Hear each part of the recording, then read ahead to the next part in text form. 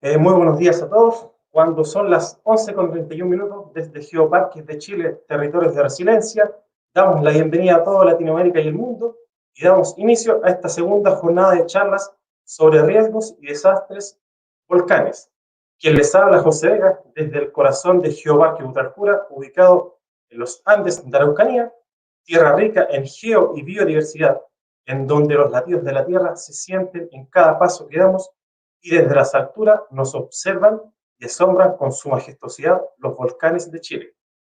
A lo largo de la historia, la humanidad ha estado ligada a los volcanes como lo ha estado a los ríos, a los lagos, desde etapas tempranas de organizaciones sociales. Varios grupos humanos se han asentado en sus cercanías. Los desastres, por ende, también han sido inevitables. La importancia y el conocimiento sobre los volcanes es fundamental para una rica y buena convivencia en este territorio vivo. Y sin más que decir, y dejando a quien más sabe sobre este importante tema, dejo con ustedes a Cristian Farías, geofísico y director del Departamento de Obras Civiles y Geológicas de la Universidad Católica de Temuco, con el tema "Nosotros somos el problema, no los volcanes". Adelante, Cristian. José, hola a todos, muchas gracias por tenerme aquí. Estoy muy contento de poder compartir este espacio con ustedes y poder hablar de volcanes, que justamente es una de las cosas que más me motiva en la existencia. La charla de hoy día tiene que ver justamente con eso y bueno, la voy a poner ahora para que se pueda ver. Entonces ustedes me dicen si es que se ve bien. Ahí deberíamos estar, espérate. Ya. Entonces, ¿por qué no ocurre? Ahí está, ahí debería estar. ¿Se ve bien, cierto? Perfecto. Perfecto. Dale. Entonces, lo que quiero conversar con todos ustedes tiene que ver con esto de que en realidad los volcanes no son tanto el problema, sino más bien somos nosotros. Esa es la motivación de esta charla. Entonces, como estamos dentro del Geoparque Butarcura, acá en la 9ª región, voy a ser un poco excesivamente fiel al territorio y vamos a hablar solamente de volcanes del Geoparque. Así que si alguien ya era fan del Villarrica, lamento contarle que no va a estar acá. Pero sí va a estar el Jaime y van a ver otros bastante interesantes también. Aquí está el Jaime en una de estas fotografías que siempre uno piensa en términos de erupciones. Obviamente hay una fuente de lava ahí, hay lava, hay un río de lava bajando, que está derritiendo una cantidad de nieve que obviamente después generó un pequeño lajar que bajó en la erupción del 2009. Esta es la fase del 2009 ya, porque la erupción fue desde el 2007 hasta el 2009. Y la verdad es que este volcán tiene una dinámica bastante interesante que hace que nos pongamos a pensar mucho sobre qué cosas realmente hacemos nosotros para poder estar viviendo con este volcán de mejor manera. Así que quiero empezar yéndome un poquito a qué ve alguien cuando entra en una zona volcánica. Y bueno, en el caso de Geoparque, muchas veces vemos esto. Que te evoca en realidad un montón de... Te evoca, bueno, es como un respiro en este momento. Estamos donde hemos estado todos encerrados por tanto tiempo. Es solamente ver esto ya te evoca una especie de respiro. Es como una calma infinita que puedes ver ahí. Pero la verdad es que el Geoparque y en realidad la cordillera de los Andes no solamente eso, está dominada por volcanes activos y en particular en nuestra zona tenemos estos 4 volcanes activos que están acá. Tenemos Alto el Huaca, que es de hecho el protagonista de la foto anterior, el Yaima, en esa erupción, en esa fase del 2009, el Soyipuye, que está ahí, y el Lonquimay. 4 volcanes activos. El Tolhuaca en particular es un volcán que hace tanto tiempo que no hace nada que ya está muy casi desahuciado, por decirlo de cierta forma, geológicamente. Y bueno, también no está tan estudiado como los otros, un poco por lo mismo. Sin embargo, igual se sabe de que tienes campos geotermales y se ha investigado por el lado de la energía geotérmica del Tolhuaca, y obviamente hay calor debajo de él todavía que puede ayudar a tener algo por el estilo. Pero esta presentación en particular, ya que no sabemos mucho del Tolhuaca y no sabemos mucho de su personalidad, se va a centrar en estos 3 culpables que están por este lado, que son una especie de vecindad. Sí, claro, son como vecinos que comparten espacio, donde en realidad nosotros como seres humanos estamos ahí metidos nomás. Los dueños son ellos. Nosotros vinimos a tomarnos ciertos territorios y la verdad es que los dueños de este territorio son ellos. Acá está Soyipuyi, voy a partir por él, porque Al Soyipuyi se le atribuye muchas veces esta noción de que es un volcán que intercede entre las rabias del Yaima con el Villarrica. El Yaima hace muchas erupciones, el Villarrica hace muchas erupciones y el Soyipuyi es el que está entre medio, con una presencia más calma, que es como que intercede entre ellos. La verdad de la vida, no. El Soyipuyi es un personaje legendario. El Soyipuyi es como aquel personaje de carrete que tú sabes que no ha estado en una fiesta en miles de años, pero que hace miles de años atrás hizo algo tan impresionante que hasta el día de hoy se habla de él. Es un caballero de ese tipo. Porque la verdad es que cuando tú ves un volcán descabezado de ese tipo, tienes que empezar a preguntarte qué pasó con él. Y en el caso de Soyipuyi, lo que nosotros tenemos son harta evidencias a nivel geológico y geofísico de que este volcán en particular ha tenido un pasado sumamente explosivo, más explosivo que el de todos los volcanes del Geoparque. En particular, la de gran depresión que se genera esta caldera no es tanto por una erupción, sino más bien por una gran movilización de magma debajo que abrió los espacios y que todo lo que era un cono se empezó a caer. Pero la última erupción grande de Soyipuyi hace unos cuantos miles de años atrás fue tan grande como la del Chaitén del 2008. Y de hecho involucró magma bastante parecido, porque era muy, muy, muy viscoso. Y en ese sentido, este volcán, al día de hoy, con una cubierta glaciar tan grande, es una amenaza gigantesca. Acá a la derecha de su pantalla pueden ver el mapa de peligros que se generó hace bastante tiempo de los lares del volcán Soyipuyi, que son aluviones de origen volcánico, porque ya que tienes una gran cantidad de hielo y derrites todo esto al momento de tener una tremenda erupción, entonces obviamente vas a tener grandes flujos de agua que van a arrastrar todo lo que puedan. Y cuando digo todos, que es todo. Arrastran grandes rocas, arrastran sedimentos por todos lados, se compacta casi como cemento esto en un momento, arrastran árboles, arrastran casas, todo lo que encuentran. Y ahí pueden ver que Melipeuco puede decirle adiós al planeta, Villa García también, Cunco salva, pero Curarrehue la pasaría mal, Pucón casi, porque la verdad es que el volcán, una erupción gigantesca del volcán nos pondría en peligro bastante. Al día de hoy el volcán muestra muy poco sismo, así que en realidad como que no pasa mucho con él, pero es súper importante que tengamos claro de que si hay un tipo peligroso, es él. Por eso un poco la analogía con este personaje legendario que vino a carretear una vez y ya después nunca más. Porque cuando vuelva, es que va a ser una cuestión groseramente. Puede ser algo muy, muy, muy grande. No es que vaya a ser así, pero existe la posibilidad porque él lo ha hecho antes. Y bueno, el cráter Alpehuue, que fue el de esa erupción, está abajo a la izquierda. Es ese pequeño, comillas, cráter de 1 kilómetro de diámetro aproximadamente, que está ahí justamente dentro de esta gran caldera que se generó hace bastante tiempo atrás. También un detalle, como este magma que lo alimenta es tan viscoso, cuando sale y se enfría, aparte después de la fase más explosiva, se enfría y se generan obsidianas. Y las obsidianas son súper importantes en Chile. Bueno, en el mundo en realidad, pero en Chile también, porque las obsidianas son... es material con el cual tú puedes hacer herramientas, puedes hacer cuchillos, puedes hacer puntas de flecha, y son súper importantes para poder establecer gente en un solo lugar. Así que eso es muy relevante y no hay muchas fuentes de obsidiana en Chile. Está el Soyipuyi, está el Cordón Cauye, está el Chaitén, está la Laguna del Maule y no mucho más. Así que el Soyipuyi ya es muy especial por lo mismo. El Lonquimay es otro tipo que está ahí, que es un volcán que siempre ha tenido fama de no hacer nada. Como que la gente lo veía, de hecho le dicen volcán mocho en muchos lados. Y no se le conoce una gran historia eruptiva, porque la verdad es que no mucha gente lo ha visto hacer erupción en vivo. Naturalmente es bastante famoso por su última erupción del 88. Así que el Lonquimay también es como este personaje que de alguna forma en su vida geológica es relativamente calmado, pero es como este oficinista que sale los viernes, más o menos, es algo así. O que sale como una vez al mes. Sale una vez al mes, sale 3 veces en el año, pero cuando sale, el hombre sale.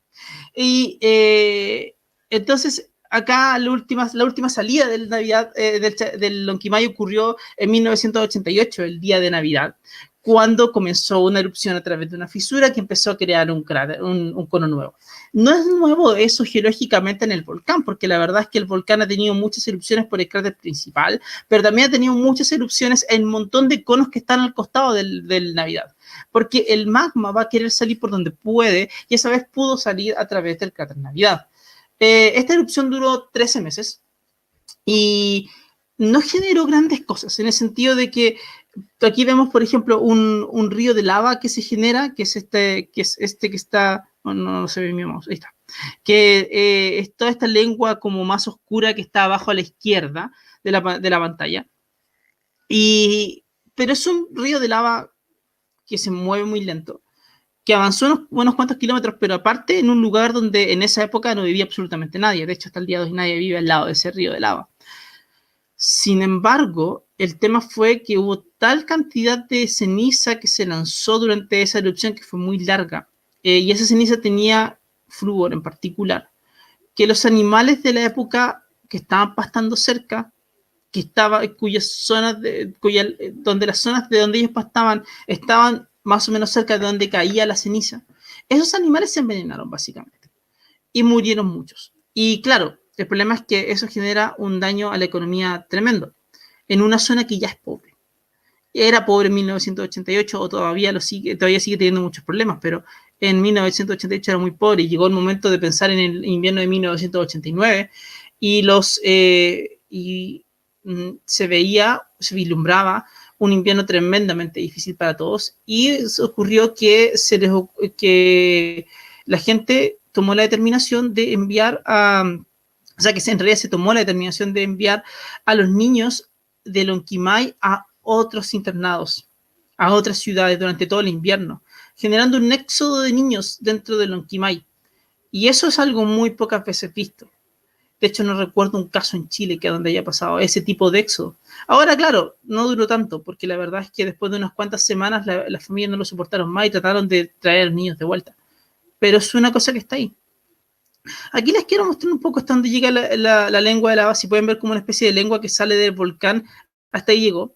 Entonces el efecto es relativamente reducido hacia el área del volcán, pero el volcán no nos ha mostrado en tiempos modernos lo que realmente puede hacer. Es decir, sus fiestas han sido relativamente tranquilas o no nos han hecho daño, pero no tanto por él, sino porque nosotros no hemos hecho, porque nosotros somos los culpables. El volcán obviamente puede generar, a través de erupciones en el cráter principal, puede generar grandes aluviones que van a bajar por las laderas y se van a encauzar a través de los canales naturales por los cuales él baja. El problema está en que si uno ve esos canales, tenemos uno aquí a la izquierda, tenemos uno que baja por la derecha, empieza la gente a construir casas en este tiempo. La zona de Maralcahuello ha crecido mucho y la zona de Maralcahuello está expuesta, muy expuesta a lo que el volcán Lonquimay pueda hacer. Entonces el problema no es el volcán, el problema es que nosotros hemos construido en zonas que están muy expuestas, quizás por no saber a qué nos estábamos exponiendo, o quizás porque en realidad no nos importó. El Yaimas otro, este es más conocido obviamente, es el segundo volcán más activo de Chile, el segundo volcán del ranking del Sernagiomín, y es un personaje que tiene un pasado bien complejo, pero que normalmente tiende a hacer muchas erupciones que suelen partir de manera muy explosiva y que luego van decayendo hasta tener como grandes ríos de lava.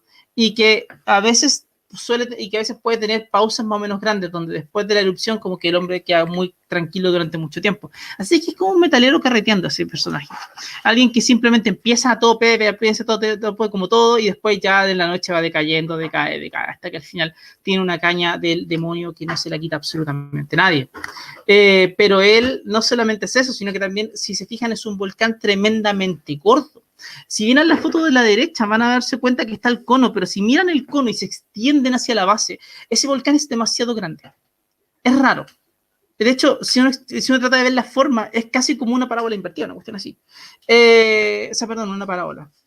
Es así.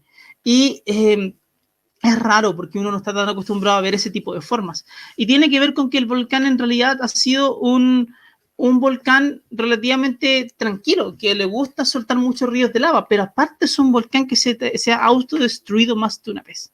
Y en particular, uno puede ir a un geosidio que está en el Geoparque, que es el cañón del Truful, donde podemos ver la secuencia de todas las erupciones más recientes del volcán, incluyendo una serie de ellas en particular que forman lo que se llama la Ignimbrita Curacautín, que es una secuencia de erupciones tan potentes que básicamente hicieron que el volcán volara por los aires. Teníamos un cono y este tipo en algún momento simplemente decidió que era el momento de lanzarse con todo y destruyó todo el cono. Esa es la idea, eso es lo que hizo.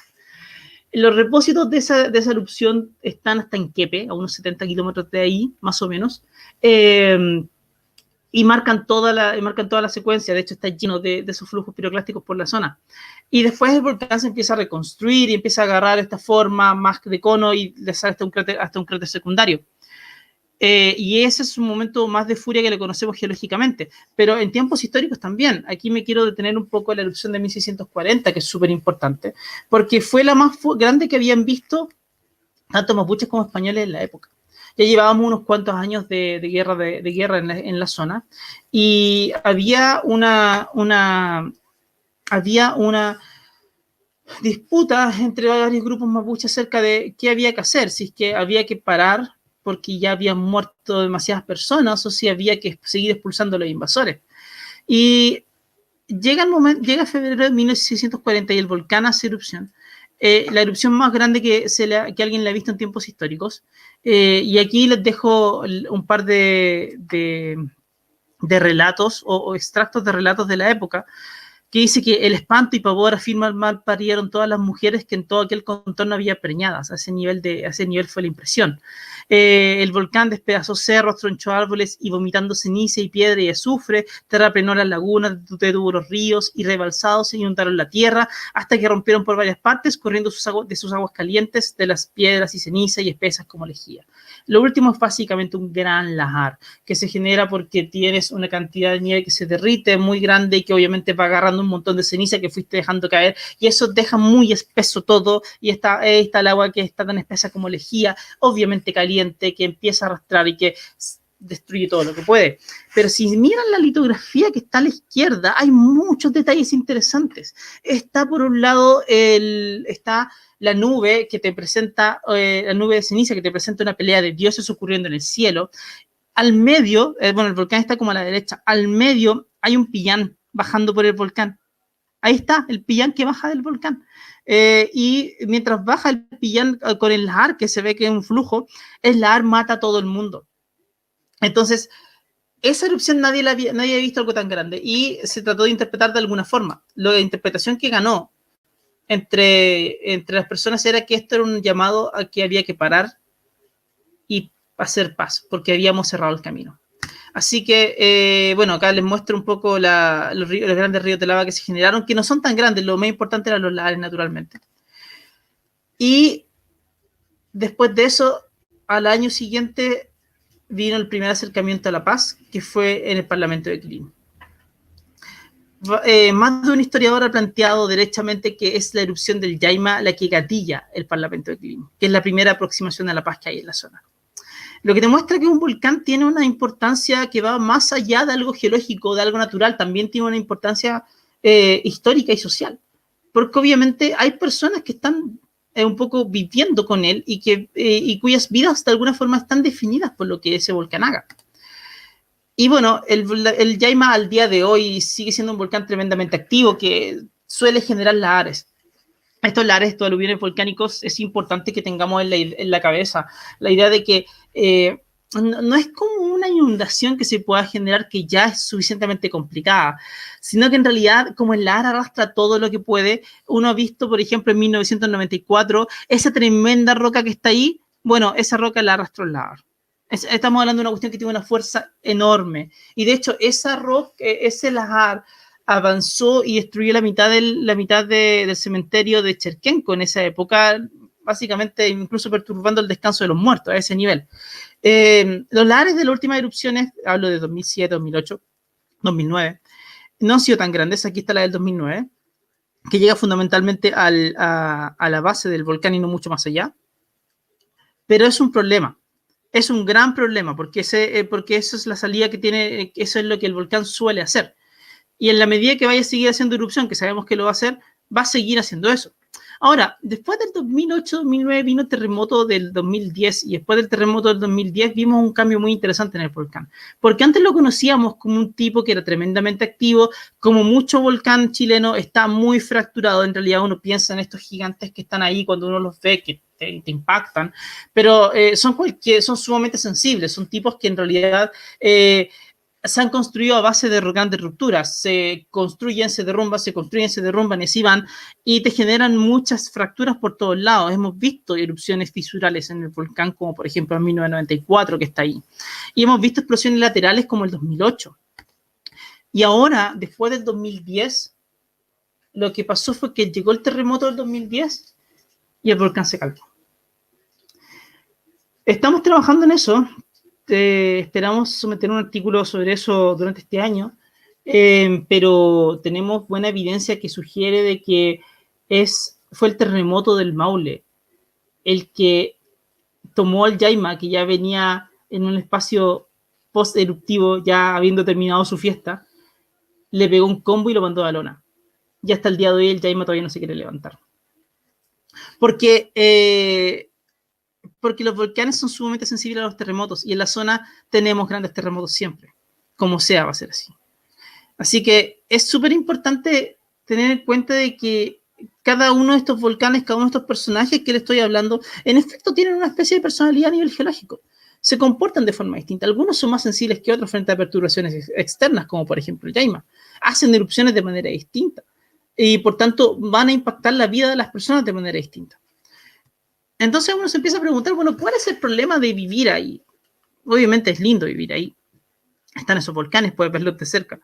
El problema está cuando o no sabemos, o nos olvidamos, o elegimos no ver lo que los volcanes pueden hacer. Todas las partes grisáceas que están aquí, que son atravesadas por ríos incluso, son depósitos de lahares viejos o depósitos de erupciones o de ríos de lava, o son ríos de lava que están ahí también viejos. Y uno de ellos de la erupción de 1759, creo, o 1751, pasa muy cerca de Melipeuco. Es, de hecho, este que está Melipeuco aquí a la izquierda y abajo hay como una zona más o menos gris, que es justamente ese río de lava antiguo. Ese es un río de lava que avanzó por mucho tiempo, pero en 1751, geológicamente hablando, fue hace muy poco tiempo atrás. ¿Cuál es el problema? Que no solamente tienes eso, sino que también tienes ríos que han avanzado encima de ellos, como se puede ver en el mapa. El tema está en que si tienes otro lahar que empieza a bajar por el lado del Truful, por ejemplo, vas a hacer crecer alguno de estos ríos y vas a mandar algo para allá. El tema es que Melipeuco, si bien no está justo encima de eso, hay muchas casas que se han ido construyendo cada vez más cerca o del río de lava o del paso de los lahares antiguos. Y eso expone a muchas personas a una futura erupción, porque eso puede llegar a pasar tranquilamente en unas futuras erupciones. Acá vemos, por ejemplo, voy a tomar este caso donde hay una casa ahí que tiene un gran patio, donde el patio está coronado por unos árboles y un río de lava. Si vemos el perfil de elevación, partimos en 487 metros sobre el nivel del mar, en la casa de arriba, y terminamos en 481 metros sobre el nivel del mar. Es decir, la bajada es bajísima. Estamos hablando de apenas unos, ¿cuántos? 6 metros de altura de diferencia. El problema está en que cuando generas grandes lahares, la gente ha hablado, sobre todo en el Villarrica, de subidas del orden de 5 o 6 metros en los caudales de repente, si es que tienes un gran lahar. Y eso haría que estos ríos se desborden, y si se desbordan, arrastras todo lo que llevan con ellos, y eso implica casas, y eso implica personas que van a ver sus vidas afectadas. Y estoy hablando de alguno que está más cerca de Melipeuco. Hay muchas más casas que pueden ver en este mapa, que están más cerca. Hay algunas que están incluso construidas encima del lago, un par de construcciones pequeñas que no sé si serán casas o bodegas, pero están ahí. Entonces, uno se empieza a preguntar, bueno, ¿cuál es el problema? El problema no es el volcán haciendo erupción. El volcán va a hacer erupción cuando defina hacerlo. El problema es que nosotros somos quienes, de nuevo, por ignorancia o por elegir no saber o por perseguir otros intereses, no le hacemos caso, lo olvidamos. Y el problema está en que la evidencia que se tiene del desarrollo chileno, sobre todo en las zonas rurales, es que básicamente es el mercado quien hace la planificación territorial.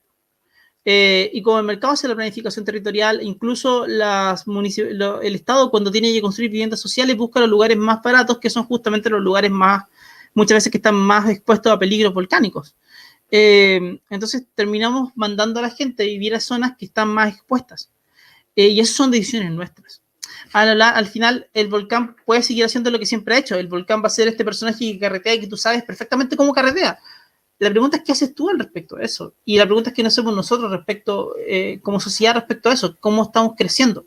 Porque recordemos, el volcán es el dueño del territorio. Nosotros estamos ahí recién puestos hace muy poco tiempo atrás.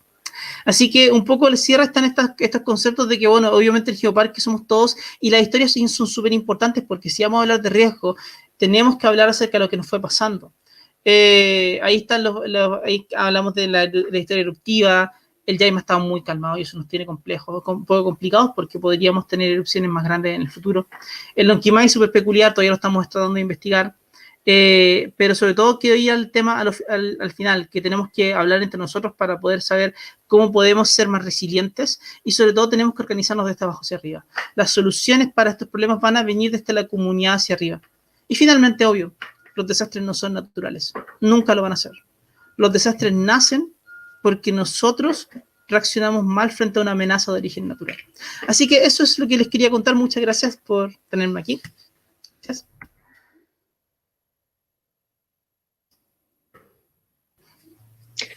Hola Cristian, primero que nada te saludo desde el proyecto Geoparque Puchuncaví, quinta región. Felicitaciones por tu charla, muy interesante. Me encantó sobre todo la parte de cómo los volcanes llegan a incidir incluso en la historia de los territorios, así que muy bien. Y bueno, la ronda de preguntas será realizada al final de las presentaciones. Y ahora vamos a pasar a la presentación de un geoparque que se encuentra acá en la zona central de Chile. Así que cambiamos de la Araucanía a la zona central. Nos vemos un ratito más en la ronda de preguntas. Y bueno, ahora Camilo Vergara, geólogo de la Fundeso del Cajón del Maipo, nos va a presentar su charla.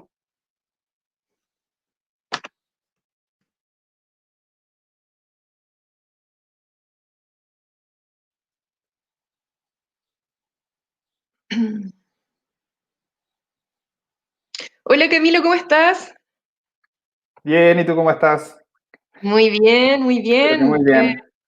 Saltemos de los volcanes de la Araucanía ahora al complejo volcánico de San José del Maipo, con nuestros vecinos del Exacto. Maipo. Perfecto. Bueno, Camilo, que estés muy buena tu presentación, no lo dudo. Éxito. Y vamos presentando. ¿Se ve bien? Estaba Se ve proyectando, bien. ¿cierto? Sí, se está Perfecto. proyectando ya. Perfecto. Muchísimas gracias muchas gracias a la organización de este evento. Gracias a Nicole por la presentación. Gracias al señor Cristian por esa tremenda ponencia de inicio de este evento sobre bueno, que está enmarcado en el Día Internacional de la Reducción del Riesgo de Desastre, que fue el martes recién pasado, el 13 de octubre. Hoy día, bueno, yo les voy a hablar un poco sobre el proyecto Geoparque Cajón del Maipo y cómo los geoparques pueden convertirse en una herramienta para la gestión del riesgo de desastre, aportando desde lo local, ¿cierto? Que como decía Cristian, al final muy pertinentemente, este tema de la gestión del riesgo tiene que estar enquistado, tiene que estar permeadísimo en las comunidades locales, porque es la única forma de que esto vaya a mejorar un poco, porque sabemos que en Chile este tema a veces se trabaja de forma muy centralizada, desde los servicios de Senagiomin, desde la ONEMI, pero las comunidades a veces no se han acoplado bien a este tema del riesgo de desastres de manera eficaz y eficiente. Entonces los geoparques se convierten en una gran oportunidad para mejorar en este aspecto, al menos en los territorios que están trabajando en clave de geoparque.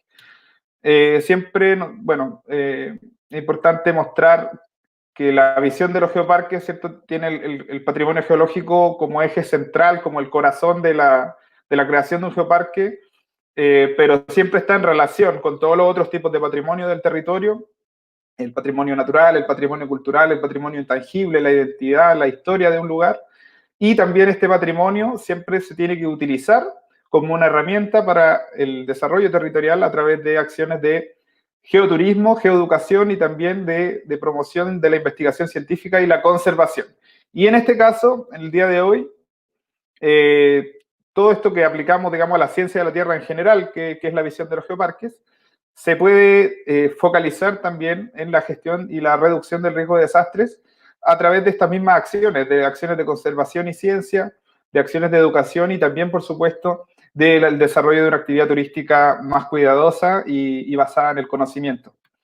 Siempre también es importante recordar que los geoparques están enmarcados en la Agenda 2030, en los Objetivos del Desarrollo Sostenible, y siempre recalcar también que el objetivo más importante para alcanzar el desarrollo sostenible a escala local, nacional o global es el objetivo número 17, trabajar en alianzas para lograr el objetivo, y por eso es muy potente que se esté creando esta red de geoparque a nivel nacional, porque estamos compartiendo buenas prácticas, compartiendo esfuerzos, y sin duda vamos a avanzar mucho más rápido en todos los otros 16 objetivos.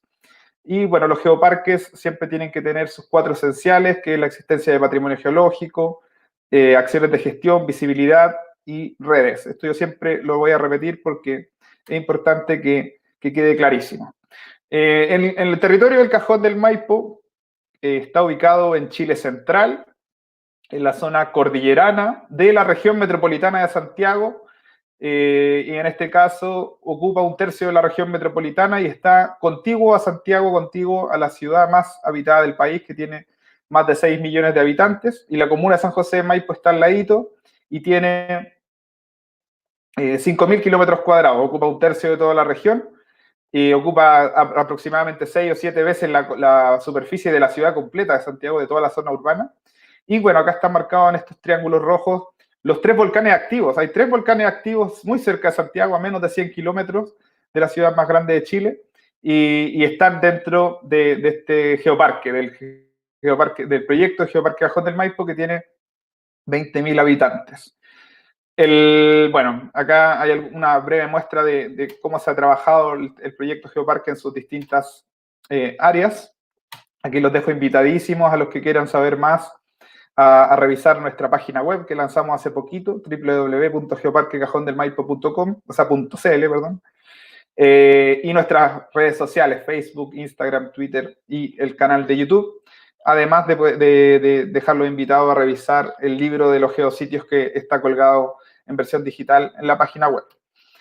Y, por supuesto, el trabajo en red, que es lo que hoy también nos convoca a nivel local, a nivel nacional y, por supuesto, a nivel internacional.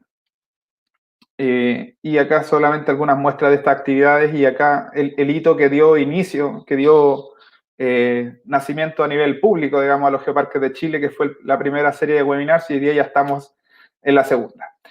Dentro de los 10 temas de trabajo de los geoparques mundiales de la UNESCO están los riesgos geológicos y está el cambio climático, ya que son 2 temas que están muy relacionados con la reducción del riesgo de desastres, con la mitigación del riesgo de desastre, que es lo que nos convoca hoy día, ¿ya? Entonces, esto no es que estemos celebrando este día, no es azaroso, sino que también es uno de los temas que la UNESCO impone, uno de los temas que la UNESCO requiere para que un geoparque sea declarado como tal.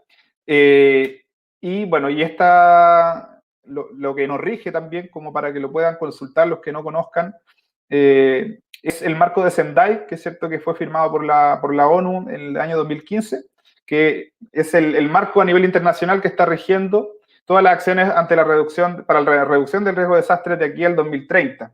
Y bueno, y ahí están anotadas sus cuatro ejes de prioridad, que al final son los que tenemos que empujar los geoparques a nivel local, que tiene que ver con la comprensión del riesgo de desastre, fortalecer la gobernanza, la inversión en la reducción del riesgo de desastres para la resiliencia y aumentar la preparación para la respuesta eficaz y para la reconstrucción. En particular, los geoparques en Chile tienen, yo creo que, un gran rol en fortalecer las prioridades número 1 y 2, ¿ya? En poder ayudar a la comprensión del riesgo de desastre a través de la articulación con la academia y la articulación con las comunidades para generar esta sinergia y la apropiación social del conocimiento que ya existe, porque en Chile la amenaza está muy conocida, hay mucho estudio, hay monitoreo volcánico, hay mucho estudio de las remociones en masas, pero esta información no necesariamente ha llegado a la gente o a las autoridades locales. Entonces, la prioridad número 1, los geoparques pueden aportar mucho en ese tema, y también en la prioridad número 2, en la fortalecer la gobernanza, principalmente a nivel local, crear un ecosistema en que todos nos podamos cuidar y todos nos podamos recuperar de mejor forma ante estos eventos. Bueno, el Cajón del Maipo, lo que se sabe, digamos, ya está bastante demostrado, que tiene un patrimonio geológico de relevancia internacional, y algunos de los elementos que componen este patrimonio geológico significan un riesgo para la población. Ya tenemos potencial peligro si es que nos exponemos, y como decía muy bien Cristian, la verdad es que el peligro o la amenaza está ahí, digamos, el volcán estaba ahí cientos de miles de años antes de que nosotros llegáramos, pero si es que las poblaciones se exponen ante estos peligros, es cuando suceden los desastres, y por eso se repite que los desastres no son naturales, sino que es una combinación multifactorial, pero al final la culpa, digamos, es siempre del ser humano que se expone ante estos fenómenos, sobre todo cuando existe el conocimiento científico del que ya se dispone. Y bueno, siempre todo esto está asociado a nuestro carácter telúrico, asociado al proceso de subducción, que es lo que nos hace ser chilenos. Esto, que existan volcanes, que exista una cordillera, que tengamos terremotos, que tengamos cobre, todos esos procesos están asociados a la subducción, al contexto tectónico en el que nos encontramos. Y bueno, en particular, el Cajón del Maipo está ubicado aquí en la zona volcánica sur, en la parte más norte de la zona volcánica sur. Entonces también compartimos eso con los otros 2 geoparques que presentan hoy día. Somos la parte más norte de estos 3 geoparques. Bueno, ahora vamos a pasar a ver algunos de los geositios que están relacionados primero al tema volcánico y después a otros procesos que significan un riesgo para la población. Entre los geositios que tenemos identificados en el geoparque hay 40, ¿cierto? Y de estos 40, hay 3 áreas temáticas que son, son 4 áreas temáticas en realidad, las que vamos a revisar brevemente hoy día, que son el tema del volcanismo, el tema de las remociones en masa, también el tema de los glaciares y, por supuesto, las morfologías fluviales, ¿ya? Que son los procesos geológicos más activos del territorio, que tienen una incidencia en nuestra vida diaria y pueden tener consecuencias desastrosas si es que nos exponemos ante ellos. Como decía al principio, en el territorio hay 3 volcanes activos. El más activo de ellos, el que está en la zona norte, que sería, como decía Cristian, en un carrete sería como el que está carreteando hace poco tiempo, entonces el más desordenado, el que está más activo, el que más se mueve, el volcán Tupungatito, ya que alcanza una altura de 5.600 metros sobre el nivel del mar, y está al lado de su hermano mayor, digamos, o de su abuelo, ¿no?, que sería el volcán Tupungato, que ya es un volcán que está extinto y que supera los 6.000 metros de altura. El volcán Tupungatito tiene un sistema cratérico de varios cráteres activos, uno de los cuales tiene este cráter hiperácido espectacular, que es uno de los sitios de mayor relevancia, digamos, estética que se pueden encontrar en esta comuna. Igual es bastante difícil acceder ahí, es solo para montañistas. Y otra característica especial que tiene es que tiene una especie de estructura como una caldera que está cubierta por un cráter, o sea, por un glaciar de más de 150 metros de espesor. Entonces, esa situación genera un potencial riesgo de lahares que podrían ser gigantescos si es que se activara ese cráter, digamos, esta caldera que tiene este glaciar gigante arriba. Porque sí, en los registros eruptivos del volcán Tupungatito, hay registro de lahares, hay registro de flujos piroclásticos y también depósitos de lava. Y bueno, el volcán Tupungatito en el año 85 se dice que tuvo unos movimientos sísmicos que provocaron un desprendimiento de unas rocas ahí en el sector del estero Parraguirre, que provocaron un embalsamiento en este estero y en el río Colorado. un embalsamiento producto de los desprendimientos que generó el movimiento del volcán Tupungatito, y eso, después de una acumulación de varias horas de agua, provocó un tremendo aluvión, ya que fue como un efecto secundario de la actividad sísmica del volcán. Y ese evento ha sido el más catastrófico, el más trágico de nuestra historia reciente, donde murieron alrededor de 41 personas según los registros oficiales, se dice que fueron bastante más. Se produjeron pérdidas materiales en ese tiempo de 12 millones de dólares, 18 puentes cortados, conectividad totalmente perdida por varios días, producto de la actividad del volcán Tupungatito, que está dentro de los 30 más riesgosos dentro del ranking de Cernagéomin. Y bueno, y aquí hay un mapa geológico, un mapa de peligro volcánico de Cernagéomin que es interactivo, que está disponible en su página web para quien lo quiera consultar. Otro geositio, otro volcán activo que está más en la zona central, más cerca de Baños Morales, el volcán San José, que bueno, este volcán tiene características súper estéticas, un atractivo turístico espectacular, muy accesible para los montañistas, digamos, es una escuela de montaña bien clásica, y supera los 5.850 metros de altura. También está alrededor del número 30 en el ranking de actividad del Cernagéomin, y su última actividad ocurrió alrededor del año 1960. Tiene 2 cráteres que emiten fumarolas permanentemente, y hasta ahora no ha tenido erupciones históricas muy graves, digamos, que hayan causado grandes consecuencias, pero también este volcán tiene una serie de glaciares en sus faldas que también tienen esta característica de poder producir estos lahares. Y bueno, y la zona sur, el volcán que tiene las características más espectaculares, podríamos decir, que al mismo tiempo es el menos activo, es el volcán Maipo, que está dentro de la caldera Diamante. Ya acá está el volcán Maipo, que es este maravilloso cono. Bueno, la frontera Chile-Argentina pasa por esta zona. De aquí hacia allá es Argentina, de aquí hacia acá es Chile, que como vemos está dentro de una tremenda caldera volcánica, de una caldera que tiene alrededor de 20 kilómetros de diámetro, digamos, en su zona más larga, 20 por 16 aproximadamente, y esta caldera es producto de una erupción que ocurrió hace 130.000, 150.000 años, lo que geológicamente es muy joven, que fue catastrófica, fue realmente cataclísmica, que cubrió de ceniza y de depósitos ignimbriticos, que como se le llama a estos grandes depósitos de flujos piroclásticos y de ceniza, buena parte de la zona central de Chile. Probablemente las cenizas estuvieron dando vuelta al mundo por un buen tiempo, y es probable que este volcán haya producido incluso algún cambio climático global por algunos meses o algunos años. No está muy estudiado ese tema, pero las características de esta erupción son realmente gigantescas. O sea, esta erupción fue mucho más grande que la erupción del volcán Tambora, por ejemplo, que ocurrió hace unos 200 años, que se vivió, digamos, lo vivió la humanidad, y que fue gigantesca. Este volcán entra en esa categoría de erupciones muy grandes.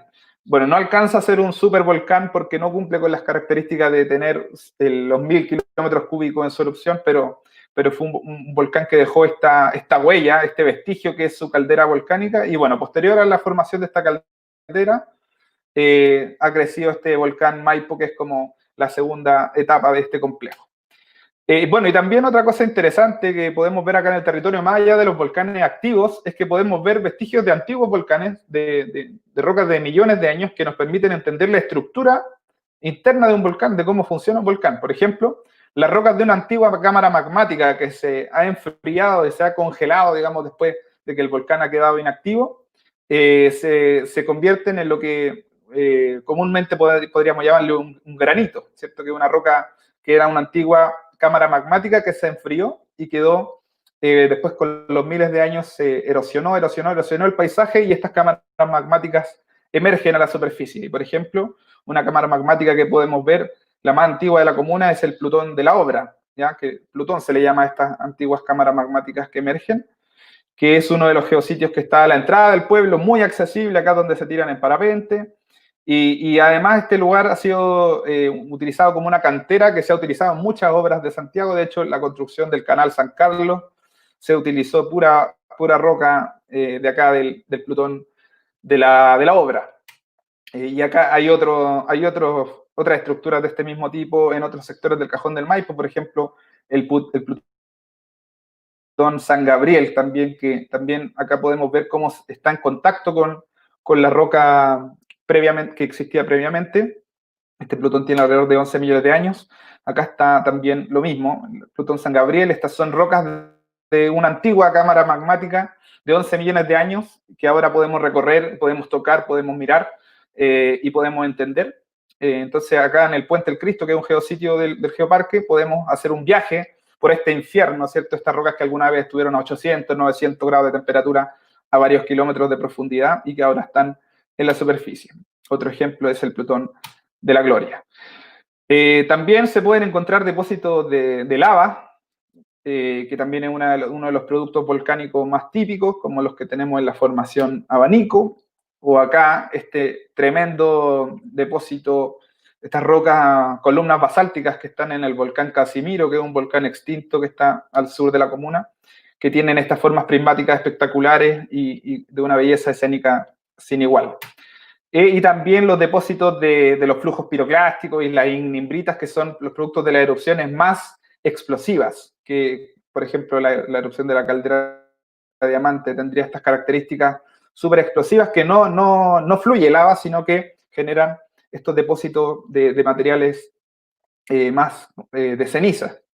Y algunos ejemplos que podemos ver en el Cajón del Maipo, por ejemplo, son las tobas que están acá en las cuevas del Manzano, o este depósito ignimbrítico que está en el sector de los Piches, ¿ya? Todos estos son geositios del Cajón del Maipo. Bueno, y pasando a otra área temática, digamos, dejando de lado un rato los volcanes, también no quería dejar de nombrar la remoción en masa, que sin duda en el Cajón del Maipo, pese a que tenemos 3 volcanes activos, los que ha generado mayor cantidad de muertes, de decesos, de daño a la infraestructura, pérdida económica, han sido las remociones en masa más que la actividad de los volcanes. Una remoción en masa clásica y que uno de los geositios más emblemáticos es la remoción en masa Las Amarillas, que el año 93, por ejemplo, corrió este aluvión y dejó sin agua Santiago por un par de días porque colmó de agua, de sedimento, las plantas de tratamiento que llevan el agua a Santiago. O otro ejemplo es el aluvión de San Alfonso, que el año 2017 corrió junto, creo que fueron 19 quebradas simultáneamente en todo el Cajón del Maipo, y que mataron a 9 personas, de los cuales la mayoría eran turistas, ¿ya? Y acá había un puente que quedó cortado y se perdió la conectividad por alrededor de 3 días. Y esta casa que está acá, que es donde yo vivía cuando niño, fue salvada por estas antiguas obras por donde pasaba el tren. Bueno, otras remociones en masa, estas también son de un estudio que hizo el CERN Geomins, como ejemplo la del deslizamiento del Cerro Divisadero. Y bueno, contarles también que existe un mapa de peligro de remoción en masa que se publicó hace muy poquito, que hizo el CERN Geomins, que muestra que la verdad es que existe bastante peligro en la comuna. Hay varias zonas rojas y la mayor parte del territorio está en color amarillo. Otro tipo de fenómeno geológico que ocurre acá también son los terremotos, los sismos, ¿ya? Y que no solamente estamos expuestos a los sismos como los grandes sismos que ocurren ahí en la zona de las placas tectónicas, sino que también tenemos ciertos sismos superficiales que son bien particulares, como el que ocurrió el año 58 en el sector de Las Melosas, en el pueblo del Volcán, que era un pueblo muy próspero, un pueblo que tenía su equipo de fútbol, su cancha de fútbol, sus fiestas, sus sindicatos. Acá se explotaba el cobre, la plata, llegaba el tren para retirar el cobre, la plata y el yeso que se explotaba en este lugar. Y el año 58 ocurrió este terremoto de Las Melosas que provocó bueno, acá se ve la estrellita roja, lo que sería un típico sismo como el del 2010 o el del 85, y acá esta estrella azulita muestra a la profundidad que ocurrió este terremoto de Las Melosas, que fue a muy pocos kilómetros de profundidad. Y esto provocó un daño a la infraestructura gravísimo, destruyó el pueblo de Las Melosas, destruyó el pueblo del Volcán, destruyó el acueducto que llevaba agua de la Laguna Negra a Santiago y tuvo a Santiago sin agua por un par de semanas. Bueno, y hace, como Geoparque, cuando se cumplieron los 60 años del terremoto, se organizó un seminario donde también se dio una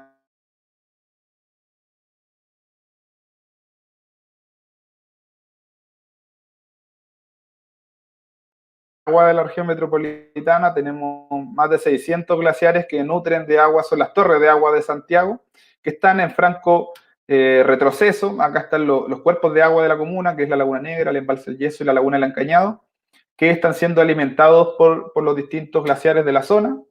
La Laguna Negra en particular es alimentada por el glaciar Echaurren Norte y producto de la deglaciación ha sido bien estudiada por la NASA por el efecto del derretimiento acelerado de los glaciares en la biodiversidad de esta laguna. Acá hay algunas imágenes que también publicó la NASA sobre el embalse del Yeso, sobre este retroceso, esta disminución en su capacidad de almacenaje, que desde el 2016 al 2020 vemos un cambio dramático producto de la mega sequía y por otro lado la mala gestión del recurso hídrico. Y aquí también se ven unas figuras que muestran la disminución de área de los glaciares, del glaciar Echaurren Norte en particular, que el año 55 tenía esta figura azul y al año 2018 se había dividido en 4 glaciares distintos, porque está sufriendo esta fragmentación y acá vemos el balance de masa que está haciendo que esto disminuya de manera dramática. Lo mismo vemos en los ríos, los caudales del río Maipo están bajando cada vez más. Esta figura verde es lo que un caudal normal del río Maipo debería traer desde el 80 al 2010, y estas figuras rojas y azules son lo que trae en la actualidad producto de la mega sequía.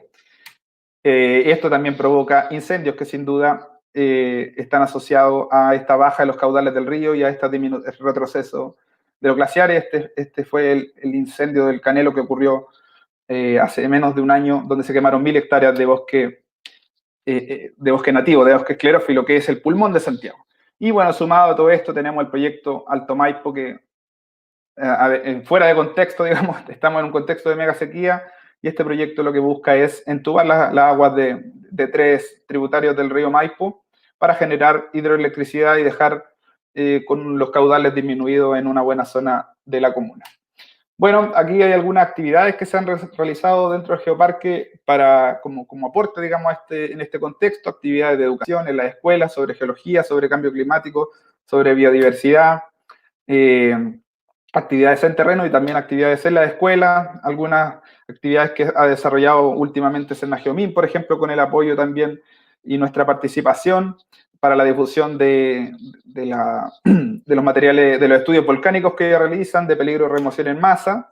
Y el año pasado, a esta misma fecha, hicimos un seminario para celebrar el Día Internacional de la Reducción del Riesgo de Desastre de manera presencial, con la participación de alrededor de 120 vecinos y vecinas, y exposición de Sigiden, de Senageomin, de la ONEMI, donde co-construimos con el conocimiento de los científicos y con el conocimiento de la comunidad unos mapas donde pudimos reconstruir la historia de los desastres en el Cajón del Maipo. Para cerrar, solamente quería contar esta anécdota que se vivió en el curso de los geoparques que se realiza cada año en Grecia, que el año 2019 el tema fue la adaptación al cambio climático y la mitigación del riesgo de desastres. Y solamente contarles que ahí, en este geoparque, hay un simulador de terremotos, ¿ya? Donde llevan a todos los niños del geoparque a vivir la experiencia de un terremoto y les enseñan a cómo comportarse, ya que cuando ocurre el terremoto, qué es lo que tienen que hacer, los profesores les enseñan cómo comportarse en este lugar. Y ahí había una escuela muy cercana al museo donde se hacían estos juegos, esta experiencia, que fue totalmente destruida por un terremoto en el año 2017. Ahí ven, esta era la escuela de este pueblo que está en la isla de Lesbos, y los niños de esta escuela habían pasado un par de semanas antes por este programa educativo, y ellos supieron comportarse de tan buena manera, y los profesores también sabían exactamente lo que tenían que hacer ante un terremoto, que no hubo ni siquiera un herido en este terremoto. Imagínense cómo quedó destruida la escuela, y ni siquiera hubo un niño herido producto de este fenómeno. Entonces aquí creo que con esto cierro, digamos, mi intervención, de que a través de la educación realmente se pueden salvar vidas con una actividad que podría parecer un juego. En este caso se salvaron las vidas de varias personas, de los niños y de los profesores de este colegio. Bueno, con eso me despido. Muchas gracias. Ahí está mi contacto y quedo atento a las preguntas.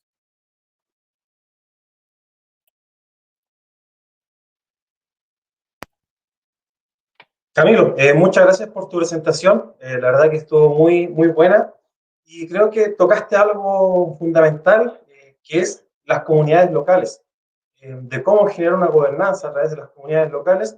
Se puede trabajar y prevenir riesgos a futuro. Y en base a una buena planificación en torno a la construcción de áreas en torno a lo que es los volcanes. Muchas gracias, Camilo. Y más tarde, la ronda de preguntas. Chile, un territorio Vale, muchas gracias, José. dominado por... ¿Sí? Seguimos. Chile, un territorio dominado por volcanes y en donde la planificación y gestión local es fundamental para la prevención de riesgos volcánicos en los geoparques de Chile. Gestiones de riesgo en un territorio vivo que nos presenta grandes desafíos como comunidad y cómo comprender estos riesgos que se puedan producir a futuro. Dejo con ustedes a Rodrigo Pérez y Emil Stefani, geólogos y coordinadores del proyecto Geoparque Pillanmapu en la región del Maule, quienes nos hablarán sobre los riesgos y desastres en un territorio vivo. Con ustedes, por favor, adelante, Rodrigo y Emil.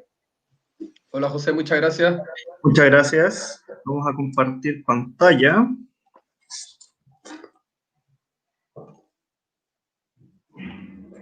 ¿Se está viendo? No aún.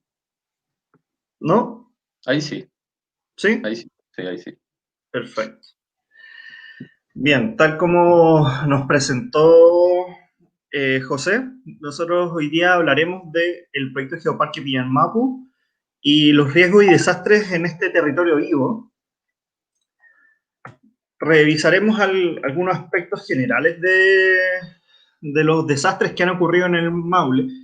Veremos una crónica de los desastres anunciados y Emil posteriormente les hablará acerca del peligro volcánico en el Geoparque Pillanmapu. ¿Por qué crónicas de un desastre anunciado?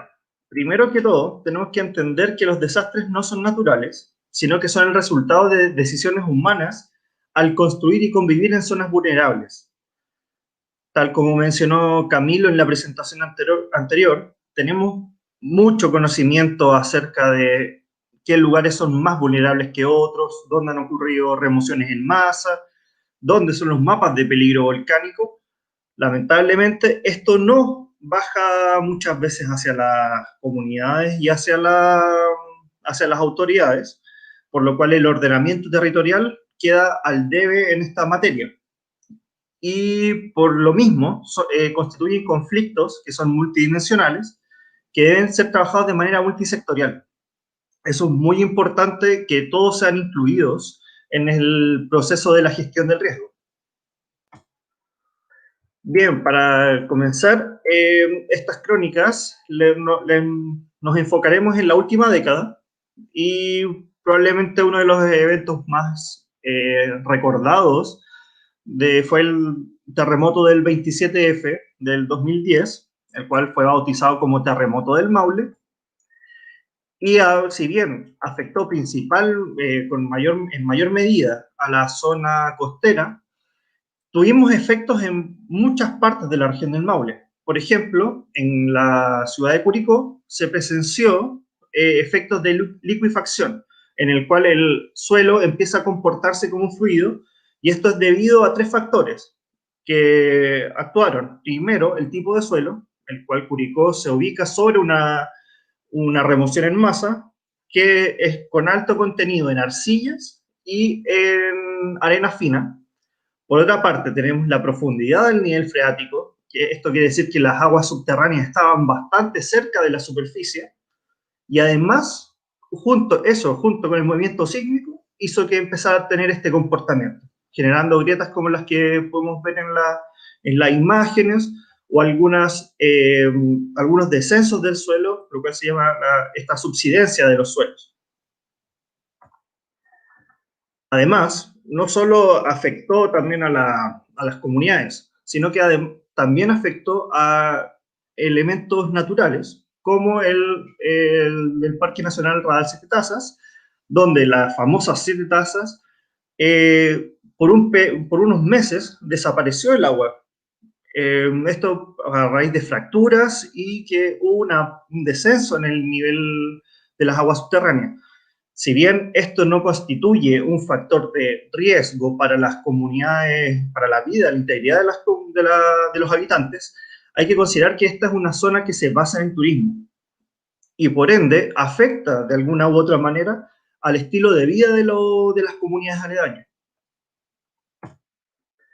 Posteriormente, ya en el 2011 comienzan a haber distintos eventos, incendios forestales, por ejemplo, aquí en la comuna de Gualañé, que si bien está fuera del territorio del geoparque, es interesante ver cómo el diario de la época ya nos mostraba distintos desastres, distintos elementos de riesgo que podía haber para las comunidades. Por ejemplo, en la portada tenemos el mega incendio. Si ven abajo a la izquierda podemos ver, ya se está hablando de este post-terremoto y todo lo que viene asociado a la reconstrucción.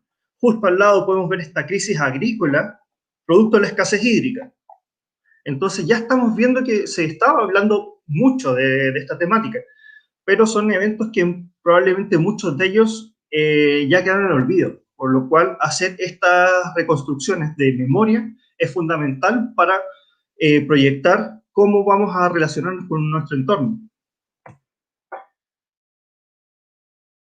Ya hacia julio del 2015 se presenciaron algunos eventos de caída de rocas en los Kenyas, y este tipo de remociones en masa son bastante comunes en distintos pasos de la cordillera Maulina. Si bien es el Paso Internacional Vergara en la comuna de Romeral, también tenemos eventos de este estilo en el Paso Pehuenche. Acá en el invierno del 2016, perdón, un año después del anterior, estos derrumbes en el Paso Pehuenche bloquearon el tránsito, tuvieron que usar explosivos para poder retirar todo el material. Y es importante considerar estos eventos porque hay que mencionar que el Paso Pehuenche, durante el año 2016, atravesaron más de 150.000 personas. Entonces, pero esto hay que sumarlo a todos los turistas que llegan, que no pasan por las aduanas. A eso hay que sumar eso. También vemos que hay un flujo de vehículos que fue muy grande por ese mismo paso, por la aduana del Paso Pehuenche, y esto obliga a establecer medidas de mitigación. Podemos ver a lo largo del Paso Pehuenche distintas mallas y distintas medidas que se han implementado para la reducción del riesgo. A su vez, en algunos meses después empezamos a ver aluviones. Estos son bastante comunes cuando están estas lluvias de verano, en la cual al estar el suelo más seco es más propenso a que por eventos de lluvias muy fuertes este deslice. Más recientemente, en febrero del 2020, ocurrió uno de los incendios más grandes de la temporada, precisamente en el territorio del geoparque, en las comunas de Curicó y Molina, en todo el sector precordillerano y cordillerano, arrasando más de 14.000 hectáreas de bosque. Y es importante considerar los incendios forestales en este territorio, ya que entre 1976 y 2010 se quemaron aproximadamente 120.000 hectáreas de bosque en la región del Maule. Y en el caso de la cordillera Maulina, la precordillera, podemos ver que gran parte de la precordillera está cubierta por bosque nativo, que se puede ver en el mapa en color verde. Más recientemente, en junio de este año, las avalanchas de nieve cortaron el Paso Vergara, donde algunos trabajadores de la minera Cementos Bío Bío quedaron aislados por algún tiempo. Ahora los dejaré con Emil, quien les hablará acerca del peligro volcánico en el Geoparque Pillanmapu.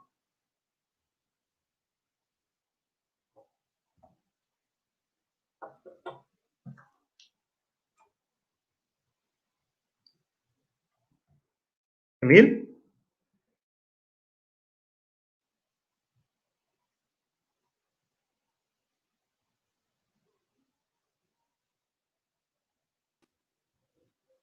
Ahí sí. Emil. Sí, ahí sí. Ahí sí. Oye, Rodrigo, ¿te puedo pedir que dejes de compartir pantalla? Voy a compartir yo, Por supuesto. para no tener que estar pidiéndote que me pases la diapo. Ok. Me avisan si se ve.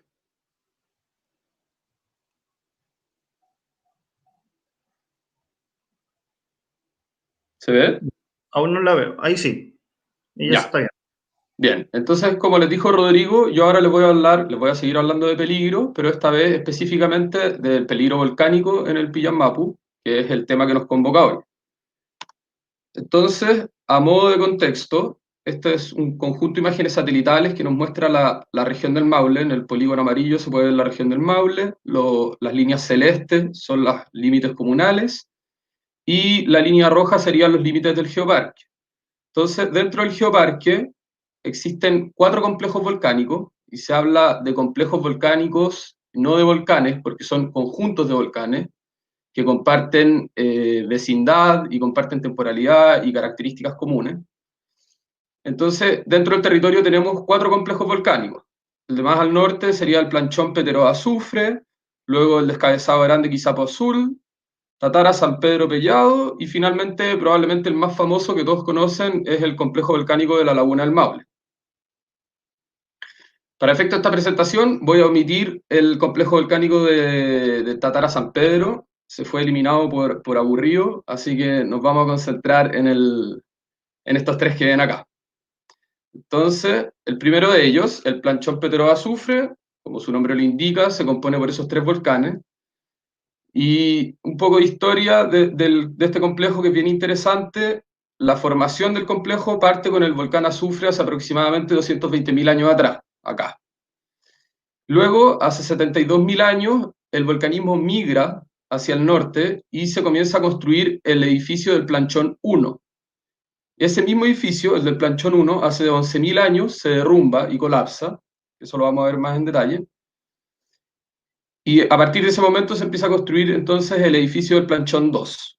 Y finalmente, hace 7.000 años, empieza ya el volcanismo un poco más al sur, que sería en el volcán Peteroa, que es donde tenemos el volcanismo actualmente, que es un volcán muy activo, que de hecho la última erupción fue muy reciente, en el 2018-2019.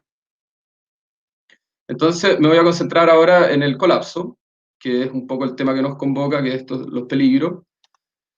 Y bueno, ¿qué es lo que pasó? Esta imagen satelital nos muestra entonces acá la ciudad de Curicó, y a la derecha el complejo volcánico Planchón Petero Azufre.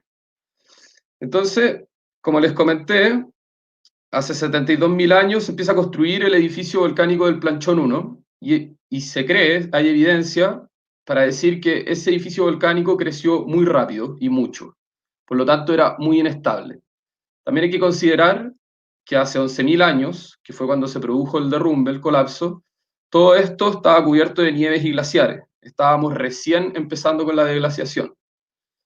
Y producto de lo mismo, porque estábamos entrando en la deglaciación, se empezaron a derretir los glaciares que estaban encima del volcán, poco a poco, y se cree que eso puede haber gatillado aún más la inestabilidad de este edificio volcánico que ya era inestable. Entonces lo que pasó es que se derrumbó, se vino abajo todo el edificio volcánico, y se formó lo que se conoce como una avalancha de roca. Y la avalancha de roca bajó por acá, por el valle del río Teno, perdón, del río Claro, luego empalmó con el valle del río Teno para terminar saliendo a la depresión central. Llegó pasado Curicó, o sea, recorrió aproximadamente 95 kilómetros de distancia, lo cual es muchísimo, y la única manera de que un flujo de estas características pueda haber llegado tan lejos es que tuviera un alto contenido de agua. Y eso es por lo mismo que le había comentado antes, o sea, esta zona antes tenía mucha más nieve, mucho más glaciares, y estábamos entrando en la deglaciación en esta zona hace 11.000 años atrás. Entonces se cree que eso habría aportado la cantidad de agua al derrumbe que habría permitido toda esta movilidad que le permitió recorrer los 95 kilómetros. Pero ¿qué pasaría en el futuro? ¿Qué podría pasar más adelante? Bueno, es poco probable que vuelva a haber un colapso en el mismo sector, sencillamente porque ya no existe un edificio ahí que se pueda derrumbar, porque ya se derrumbó y no se ha construido otro, pero no es el caso para la zona sur del complejo volcánico. Acá donde tenemos el volcán Azufre, este edificio volcánico sigue intacto, pero es muy inestable, está muy alterada la roca. Entonces, es probable, no 100%, pero existe la posibilidad de que colapse también este edificio y se genere otra avalancha de detritos. Y aquí también hay glaciares que podrían aportar con agua al flujo para darle mayor movilidad. El recorrido más probable sería que se fuera por estos valles de acá, para empalmar en el valle del río Lontué y terminar desembocando en la depresión central. La diferencia entre estos dos flujos es que este, que ocurrió hace 11.000 años atrás acá no vivía nadie, salvo los animales. No hay registro de que hubieran grupos humanos en esta zona, en esos tiempos. En cambio ahora el panorama es radicalmente distinto. Por acá ya tenemos viviendas, algunos poblados menores, y aquí estos ya son terrenos de uso agrícola. Entonces, claramente, si ocurriese de nuevo un evento como la avalancha de detritos de hace 11.000 años, el resultado hoy en día sería muy distinto. Ahora pasemos al complejo volcánico del Descabezado Grande, Quizapu, Cerro Azul, pero en particular les voy a hablar del Quizapu, que es un pequeño cráter que ha tenido dos erupciones relevantes, otras menores. Su primera erupción fue en 1846, ahí se creó el cráter, y la segunda fue en 1932, y les voy a hablar acerca de esta erupción que fue muy impresionante. Aquí hay algunas fotos de esa erupción. Entonces lo que se ve acá es el cráter del volcán Quizapu haciendo erupción, y generó una columna eruptiva, que es esto que se ve acá, los geólogos a esto le llaman columnas eruptivas, que habría alcanzado aproximadamente 30 kilómetros de altura. Ya, eso, para que se hagan una idea, es casi como poner 4 Everest de aquí para arriba. Y fue tal la cantidad de material que despidió esta erupción, que por ejemplo acá tenemos esta foto de los arrieros de la zona, y pareciera que están cabalgando encima de la playa, pero en realidad eso no es arena, sino que es ceniza volcánica producto de la erupción. Entonces, esta foto acá ilustra un poco lo mismo. Este es el Cerro Azul, y por aquí está el cráter del volcán Quizapu. Entonces todo esto que ustedes ven acá en el paisaje, todos estos colores grises, plomo, son material que fue emitido durante la erupción de 1932. Entonces aquí se puede ver realmente cómo estas grandes erupciones pueden afectar el paisaje y la topografía. Aquí un poco más de lo mismo, la línea segmentada indica hasta dónde se registró caída de ceniza. Entonces podemos ver que hubo caída de ceniza en Chile, en Argentina, en Uruguay, en el sur de Paraguay y en el sur de Brasil. También hay testimonios de que se escucharon sonidos de las explosiones del volcán desde Concepción hasta Valparaíso. Y en Santiago y en Curicó vibraron las puertas y las ventanas durante toda la noche que estuvo haciendo erupción el volcán, durante la primera noche, digamos. También se registraron atardeceres más rojos en Australia y África durante meses, producto del polvo que liberó a la atmósfera esta erupción. Entonces nos podemos dar cuenta cómo este cráter chiquitito dejó la escoba. Este es el mapa de peligro de Sennagiomín, que lo que indica son zonas de peligro. Lo rojo es la zona de mayor peligro, luego la naranja y finalmente la amarilla. Donde está lo rojo serían eventos de peligro con menos alcance, como por ejemplo los flujos de lava. Y ya las zonas naranja y amarillas son eventos de peligro que son más distales, que pueden recorrer distancias más grandes, como las avalanchas de detrito que les comentaba anteriormente. Y finalmente hablarle un poco de la Laguna del Maule, que probablemente es el complejo volcánico más famoso y el que todos conocen. ¿Y por qué? ¿Por qué es tan famoso? Y es que desde el 2007 que se está registrando que el suelo, el fondo de la laguna se está levantando. ¿Y por qué se está levantando el fondo de la laguna? Bueno, porque a aproximadamente 5 kilómetros de profundidad tenemos una cámara magmática, y hace 9.000 años atrás a esa cámara magmática le habrían empezado a llegar pulsos de magma que vienen de más abajo, van subiendo y chocan con la cámara magmática y se inyectan dentro de ella. Entonces, pulso a pulso, la cámara magmática se habría ido hinchando, igual como si uno inflase un globo con aire. Y ese hinchazón produce un alzamiento del nivel de la topografía. Entonces, a partir del 2007, estaríamos presenciando una nueva inyección, un nuevo pulso que estaría llegando a la cámara y que estaría levantando el fondo de la laguna en aproximadamente 20 centímetros por año. Creo que la velocidad máxima que tuvo en un momento fue de 28 centímetros por año y ahora está como en 14, si no me equivoco. Todos los complejos volcánicos del territorio del Geoparque Pillanmapu están en nivel de alerta verde, salvo el complejo volcánico de la Laguna del Maule, que está en nivel de alerta amarillo, desde junio de este año, producto de un enjambre sísmico que se produjo acá. Los enjambres sísmicos, como dice el nombre, son seguidillas de sismos pequeños que se dan uno tras el otro, por eso se les llama enjambre, como los enjambres de abeja. Y VT hace referencia a volcano tectónico, que son sismos que se producen por movimiento de magma o de fluidos en profundidad. Entonces, este enjambre sísmico nos estaría indicando que en junio la cámara magmática que hay bajo la Laguna del Maule habría tenido movimiento de sus fluidos, y por eso Senagiomin decidió subir el nivel de alerta de verde a amarillo. Bueno, y para ir cerrando y a modo de conclusión, decir que el Geoparque Pillanmapu, también Putralcura y Cajón del Maipo, se encuentran en el sector cordillerano, el cual de por sí ya es un sector con mucho peligro geológico, porque son terrenos muy escarpados, entonces es muy fácil que se produzcan desprendimiento material, flujos de detrito o aluviones, avalanchas, pero además hay que sumarle que son territorios que son volcánicamente muy activos. Entonces, la moraleja, si se quiere, o la recomendación es que cuando visitemos estos territorios, o si es que habitamos estos territorios, que intentemos informarnos de cuáles son los lugares de mayor riesgo, si vamos a ir a hacer montañismo, intentar no acampar bajo una ladera que se vea muy inestable, ojalá, si somos montañistas, tomar cursos de avalancha, y también, por supuesto, estar siempre atentos a los niveles de alerta que ofrece Senagiomin si es que vamos a ir a las cercanías de un volcán. Eso ha sido la presentación. Voy a dejar de compartir pantalla.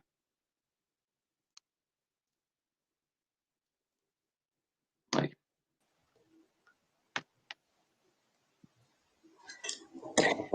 Felicitaciones, chiquillos, por la presentación, buenísima.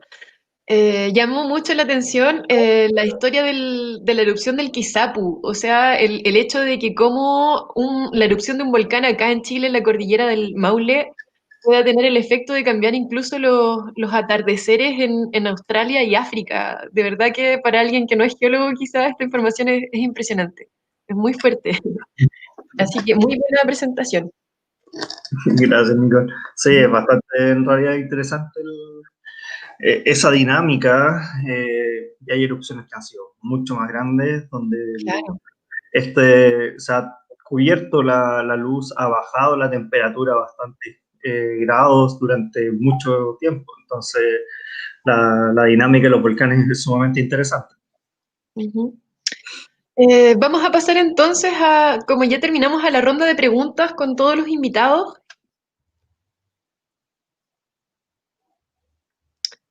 Vamos a esperar un poquito. Den ingreso a los invitados.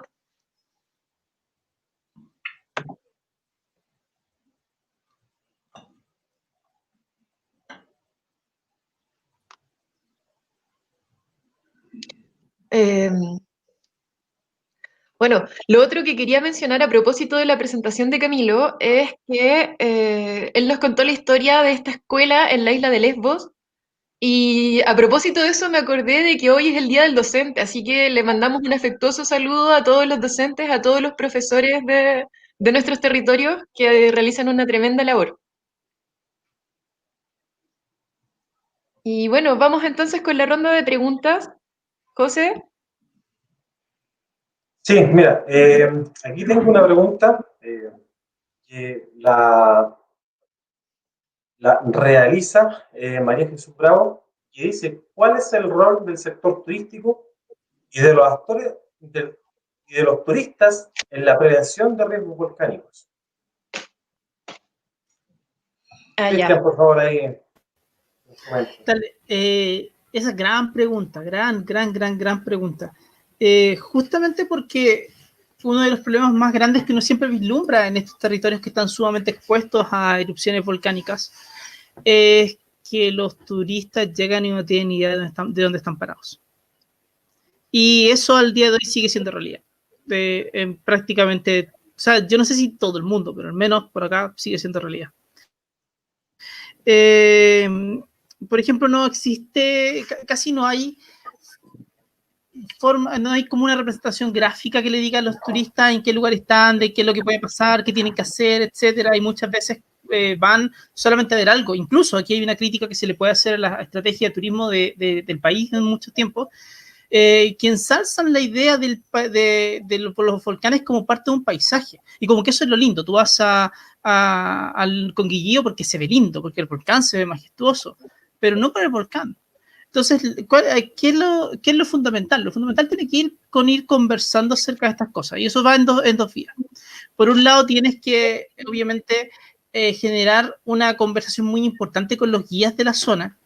Tratar de ahí ir generando instancias de capacitación de este lado de lo técnico, pero que al mismo tiempo no sea solamente arriba hacia abajo, sino que los mismos guías y emprendedores te vayan contando al experto, en este caso, qué se hace, qué no, y cómo de alguna manera u otra el conocimiento que uno tiene pueda ser utilizado por ellos después para poder sacarle también provecho a lo que ellos naturalmente hacen. Y a través de eso entonces pueden empezar a contarle a los turistas dónde están, qué es lo que puede pasar, y fundamentalmente iniciar una conversación. Y ahí el desarrollo del geoturismo es crucial. De hecho, ahí tenemos un diplomado en geoturismo y geopatrimonio que está empezando, que ya lleva como 3 semanas ejecutándose acá en la Araucanía, y que apunta al desarrollo sustentable en ese sentido. Es decir, que las personas lleguen a una zona sabiendo que van a ver, y sabiendo y estando dispuestas a que el resto del mundo les cuente la historia de los volcanes, qué han hecho, qué pueden hacer, y que obviamente los guías sean aquellos vectores de información, vectores sobre todo de historias. A una persona le da lo mismo si un volcán hizo una erupción con un flujo piroclástico, da lo mismo. A una persona le importa una historia y qué pasó con eso. Y ahí es donde la comunicación es fundamental, y los guías tienen un rol muy importante, y los turistas obviamente van a un lugar y ellos están dispuestos a que uno les pueda contar cosas.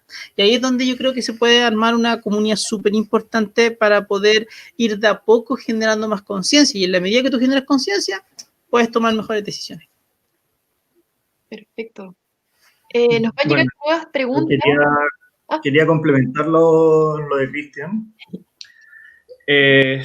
Bueno, también sí, pues más que cuál es el rol del sector turístico, yo lo veo más como el gran desafío. Y sobre todo porque, bueno, nosotros vemos a Cernatur, ya podemos meternos a la página y cuántas cosas vamos a encontrar de riesgo, ¿ya? 0. No vamos a encontrar nada, ¿ya? Y es importante considerar esto, porque el turismo, uno de los primeros requisitos que tiene que ser seguro, ¿ya? Y en este sentido es algo que tiene que estar dentro de las temáticas de los ejes estratégicos, que hay que ir trabajando. Pero también no solo desde la institucionalidad, como dijo Cristian, sino que también hay que hacerlo desde la base, desde abajo hacia arriba. Y tenemos desde el geoturismo y los geoparques en particular, tenemos una oportunidad gigantesca, porque hay que considerar que nuestro patrimonio ya se basa en la identidad de los territorios y no solo en el elemento propiamente tal. ¿Ya? Entonces, hacer toda esta reconstrucción histórica, rescatar la memoria de lo que ha significado nuestra convivencia con el entorno, es un elemento enriquecedor, tanto para los relatos geoturísticos como para las mismas comunidades.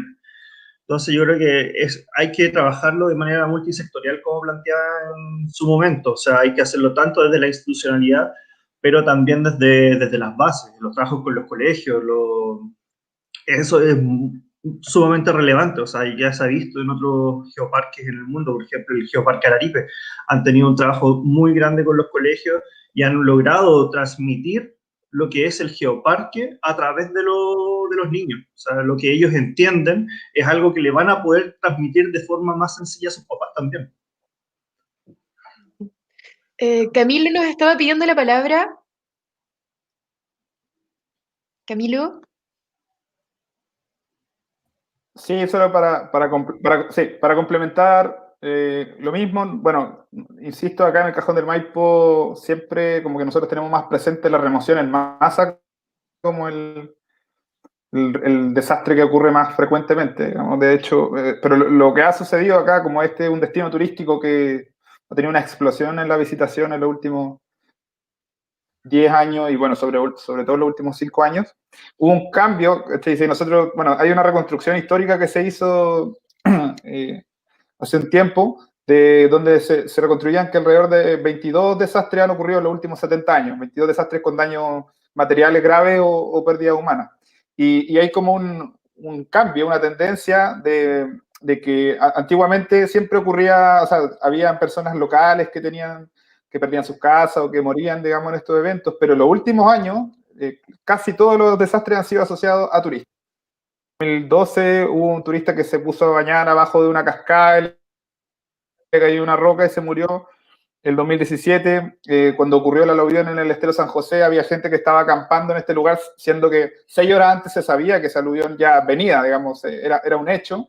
Se sabía, estaban todos los carabineros desplegados y todo, pero no hubo forma no hubo una respuesta ante esa alerta y murieron 9 personas. Y el 2018 murieron 2 niñas brasileñas en el embalse El Yeso también por estar en una zona de caída de roca, digamos, en una zona de hielo, que un lugareño nunca se hubiera puesto ahí, pero claro, ante el desconocimiento no se actuó de manera correcta. Y bueno, solo poner en relieve que esto, más allá de la pérdida humana y de la tragedia humana que significa esto, de las personas que fallecen, también viéndolo desde un punto de vista de un destino turístico, es gravísimo. O sea, acá cuando murieron estas 2 en el Cajón del Maipo, el turismo se acabó por 3 meses. O sea, la gente que trabajaba en turismo quedó prácticamente sin trabajo por 3, 4 meses. O sea, como decía el Rodrigo, además de que el abordaje es intersectorial, también las consecuencias son intersectoriales. O sea, de verdad que fue esa roca que provocó esa tragedia, destruyó la economía del Cajón del Maipo por varios meses. Solamente como que quería recalcar eso, que la verdad es que el tema en los geoparques, que son destinos turísticos que apuntan a ser sostenibles, la información que tiene que llegar al turista en este tema es clave, muy importante, y por eso también hay que fortalecer a los guías locales como los guardianes, digamos, de sus turistas y también del territorio, porque son los que más tienen que estar informados. O sea, estas niñas que murieron iban con una guía que no tenía la preparación, no conocía el territorio, no conocía el entorno y no fue capaz de prever este desastre. Y como también siempre como que llama la atención que las decisiones en estos temas se toman siempre desde el gobierno central, y a veces no son pertinentes con los territorios, con lo que sucede a nivel local. O sea, acá nosotros nos aparecieron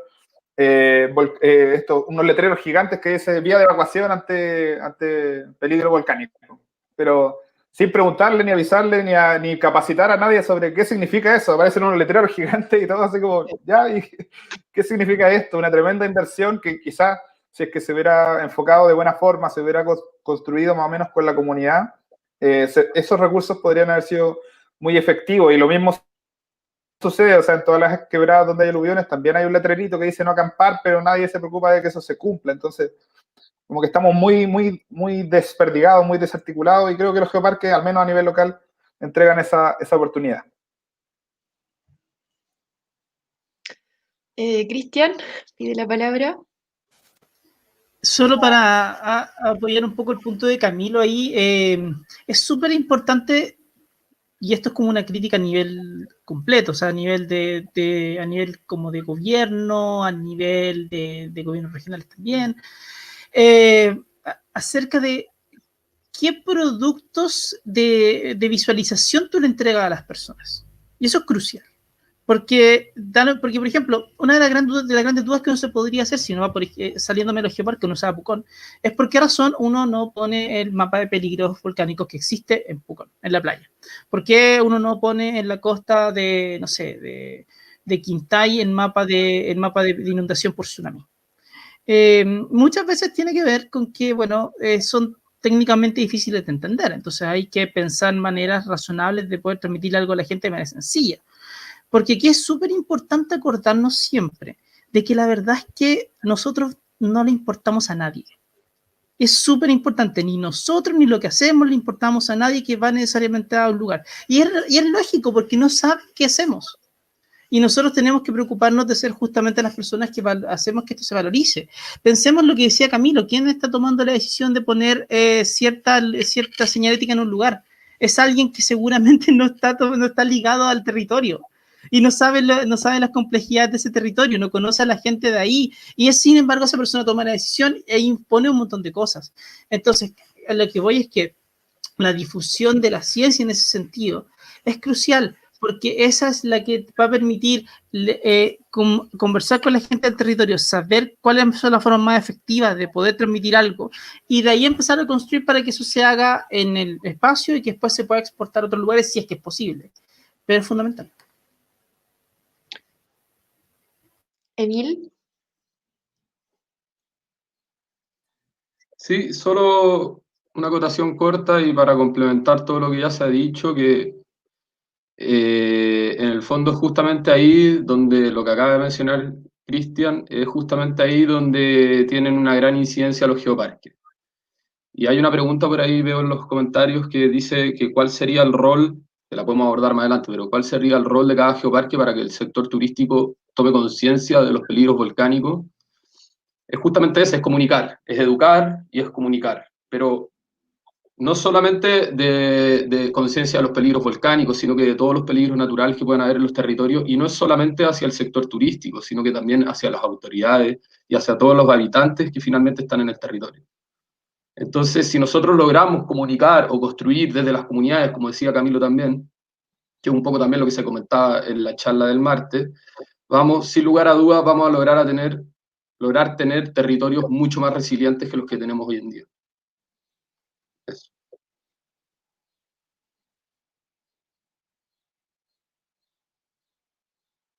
Ya. Nos llegó una pregunta de Museo Paleontológico Caldera.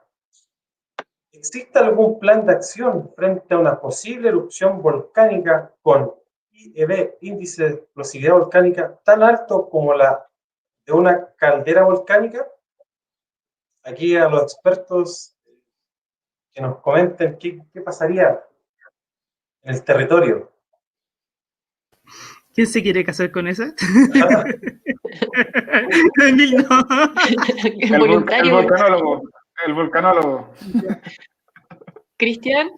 Ay, a ver. No que yo sepa. Esa es la respuesta. No que yo sepa.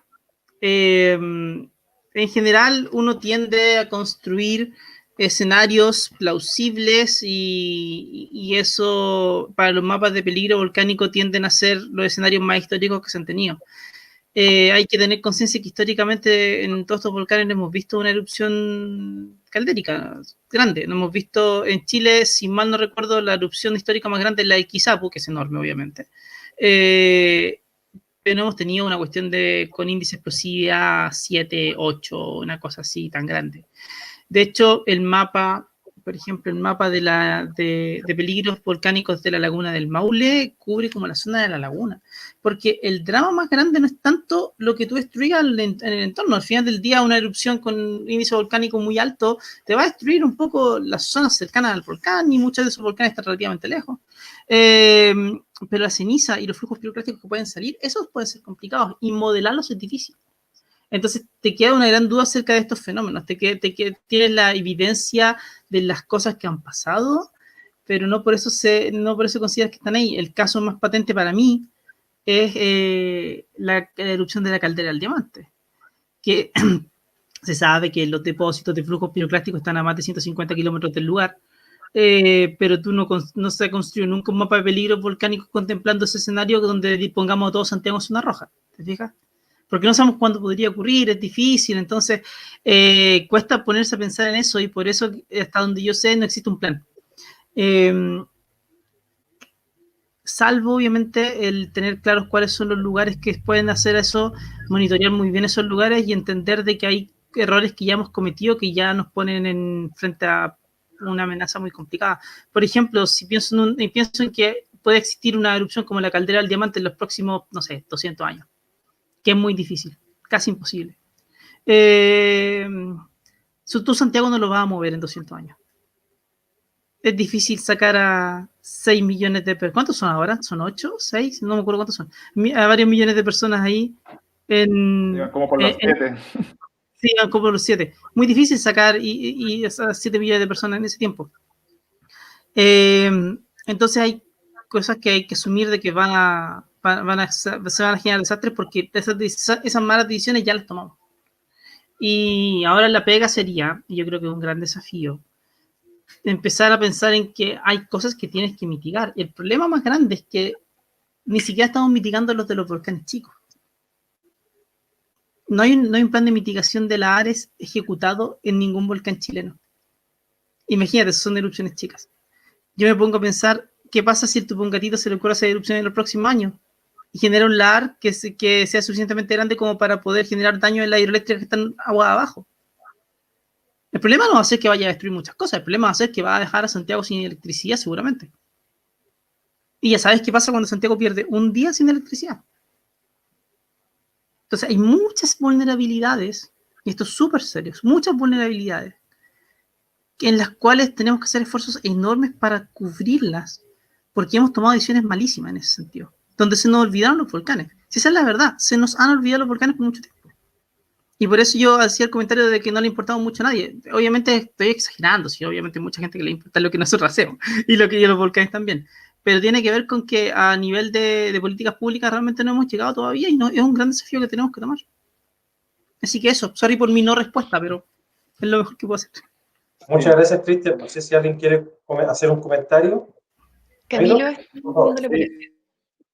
Solo como también para complementar la misma respuesta, que como decía Cristian, yo creo que, claro, antes de preocuparnos de una erupción de índice volcánico 7, claro, de las que son más probables o más posibles, los escenarios que son, digamos, más, que podrían ocurrir dentro de los próximos 100 años, y ahí están los lares como un ejemplo patente, y claro, ahí uno no puede dejar de recordar el ejemplo del volcán Nevado del Ruiz, por ejemplo, en Colombia, por esta tragedia de Armero, que fue una erupción, no sé, habrá sido un índice 3, 4 máximo, la verdad es que lo desconozco, pero fue una erupción modesta, pero que le pinchó justo ahí un glaciar y provocó ahí unos flujos, unos aluviones brutales que destruyeron la ciudad de Armero y los alrededores y mataron a más de 20.000 personas. Y bueno, en un lugar que además se habían hecho unos mapas de peligro y se sabía que ante una erupción ese lugar iba a ser destruido. O sea, eso había un mapa que se había construido unos meses antes porque había un grupo de geólogos que habían detectado cierta actividad en el volcán, hicieron un mapa a la rápida y dijeron que se va a destruir. Pero como decía Cristian, es muy caro mover a 20.000 personas, así como desplazar una ciudad ante lo que están diciendo un grupo de geólogos, que, o sea, entre invertir millones de dólares, es más probable que no pase.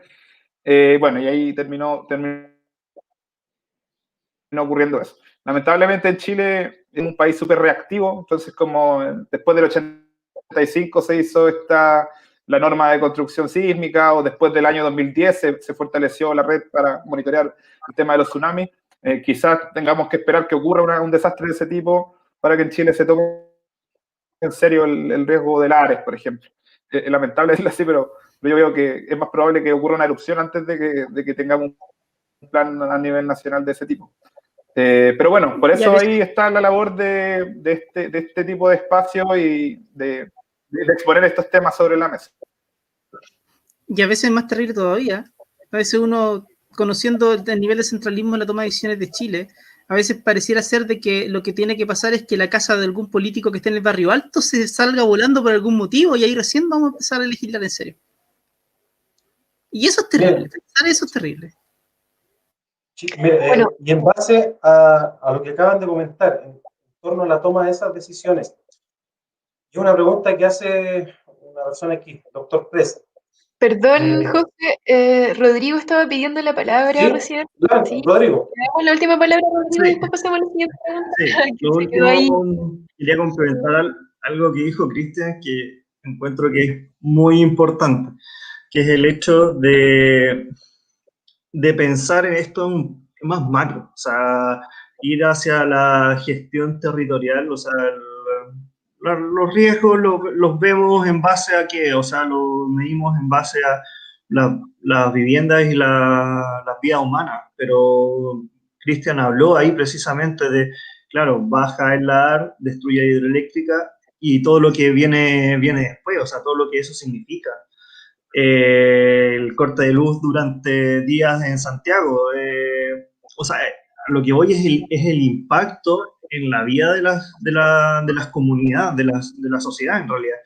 Lo vemos ahí en el Paso Pehuenche, o sea, hace erupción en la laguna del Maule, puede ¿qué va a pasar con el Paso Pehuenche ahí? Con la parte de las aduanas, que moviliza más de 150.000 personas al año, en la cual esa gente pasa y es un turismo muy fuerte. Tenemos gente que vive del turismo en la región por la gente que llega de Argentina. Entonces, al final termina siendo una sumatoria de situaciones que hace que, en verdad, esto es más allá de solamente considerar este tema de las vidas y las viviendas, sino que hay que replantearse el cómo convivimos con todos estos desastres. Eso. Perfecto. Bien, lo que planteaba, en base igual a lo que comenta Rodrigo, y es una pregunta que sale aquí en los comentarios, en la toma de decisiones, ¿ya? De todo esto que se produjera en base a los riesgos y peligros volcánicos, ¿qué relación hay entre estos temas que acaban de plantear ustedes con algo que se viene la próxima semana, que es la nueva Constitución? ¿Ya? ¿Qué mejoras en estos temas se podrían dar en una nueva Constitución? En base a los comentarios, ¿cómo se podría, o se debería dar, ¿no es cierto?, usar la nueva Constitución para tal vez mejorar la toma de decisiones en torno a los riesgos y peligros que pueden producir los volcanes? Los dejo, por favor. Yo creo que voy a jugar con dos palabras: memoria e identidad. Ya, nosotros estamos en un contexto de cambios en donde gran parte de lo que se ha visto en el último tiempo es un conflicto ligado directamente a la identidad de nuestra sociedad. Y es importante ese vínculo con el tema de los riesgos y desastres. O sea, nosotros como sociedad chilena nos decimos hoy somos bacanes, somos resilientes, tenemos uno de los países más sísmicos, estamos llenos de volcanes, pero a la hora de desarrollar las cosas la memoria falla. La memoria falla. Yo creo que es importante que esta temática quede en el tapete. Es importante que precisamente se incluya de manera muy fuerte el tema del entorno, el medio ambiente, cómo convivimos con estos peligros. O sea, que eso esté asegurado en una constitución va a ser fundamental. Pide la palabra Cristian. Totalmente de acuerdo con Rodrigo. Yo siento que la memoria es un tema que está perdido. Tanto sí que uno lo puede ver en otro tipo de amenazas. Viña del Mar, por ejemplo, es una ciudad sin memoria, porque literalmente no ha podido tener cosas que le han pasado, nunca ha tenido un gran tsunami, no tiene generado una memoria ahí. Y hay otras zonas que sí lo han tenido, que se le han olvidado con el tiempo cómo han pasado las cosas. Entonces es importantísimo tener eso. Y yo me colgaría un poco unas palabras que dijo el subdirector de la ANEMI en una charla que tuvimos una semana atrás, que él hablaría de que en una nueva constitución es súper importante que pongamos el desarrollo sustentable como algo importante dentro de nuestro país. Porque el desarrollo sustentable cubre demasiadas cosas y entre tantas de ellas está lo que nosotros sabemos que tiene que ser. Porque el desarrollo sustentable, entre otras cosas, te ayuda a poder tener conciencia de tu entorno, saber cuáles son los peligros que existen, saber qué vas a hacer para mitigarlos. Porque obviamente tenemos que empezar a cambiar la manera en la cual pensamos esto. O sea, somos re buenos para poder levantarnos, entre comillas, pero quizás tiene que ver con que nos pasan tantas cosas que no nos queda otra.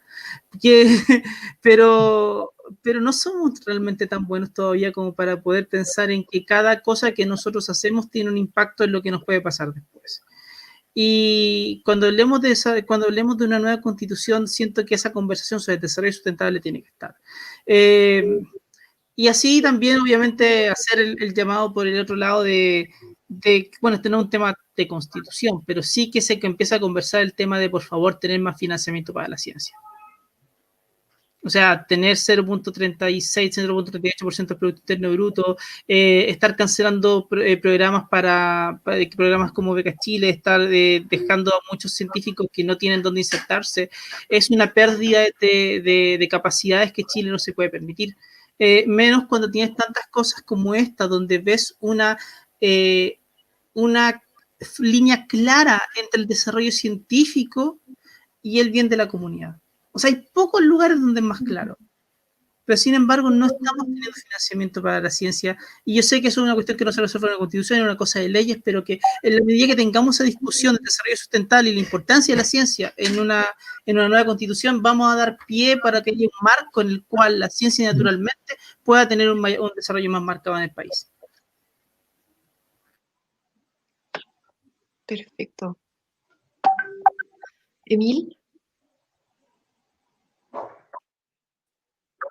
Nuevamente, solo para complementar lo que dijeron anteriormente, y yo creo que, no sé, no soy abogado constitucionalista ni mucho menos, pero creo que el tema de riesgo y desastre no se puede meter de manera directa en la Constitución. La Constitución abarca temas más generales. Entonces, justamente, lo que habría que hacer es sí meter dentro de la Constitución temas más generales, que es con lo que dijo Cristian, que es el desarrollo sostenible, o lo que dijo Rodrigo, que es a través del medio ambiente. Entonces yo creo que dándole relevancia a esos temas que son un poco más macro, después eso queda fijo en la Constitución y de ahí se pueden empezar a construir hacia abajo, hacia allá, temas como más precisos, más puntuales. Perfecto. Ya, y bueno, nos vamos con la última pregunta, ¿cierto? Y aquí vamos a combinar dos preguntas, ¿ya? Que es atingente a lo mismo. Mira. ¿Creen que es importante concientizar riesgos y desastres geológicos desde el aula y desde la comunidad? ¿Cuáles son los desafíos que como geoparques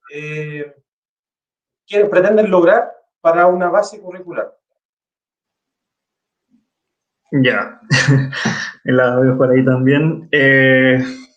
Bien, o sea, la primera respuesta es sí. Yo creo que claramente tiene que estar en el aula.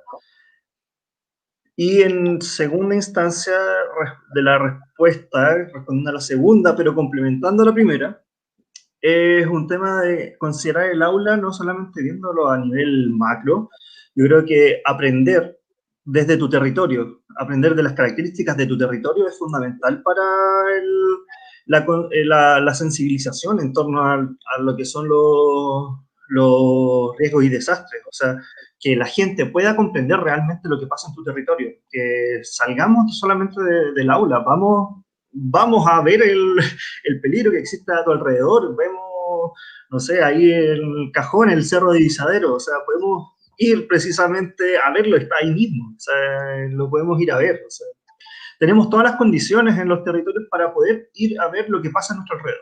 Entonces, eso es algo que hay que apuntar también, y de lo que mucho se puede hacer desde los geoparques. Yo creo que ahí hay una colaboración muy fuerte con los colegios, donde se puede precisamente aportar desde el geoparque a este currículum formal en base a las características territoriales.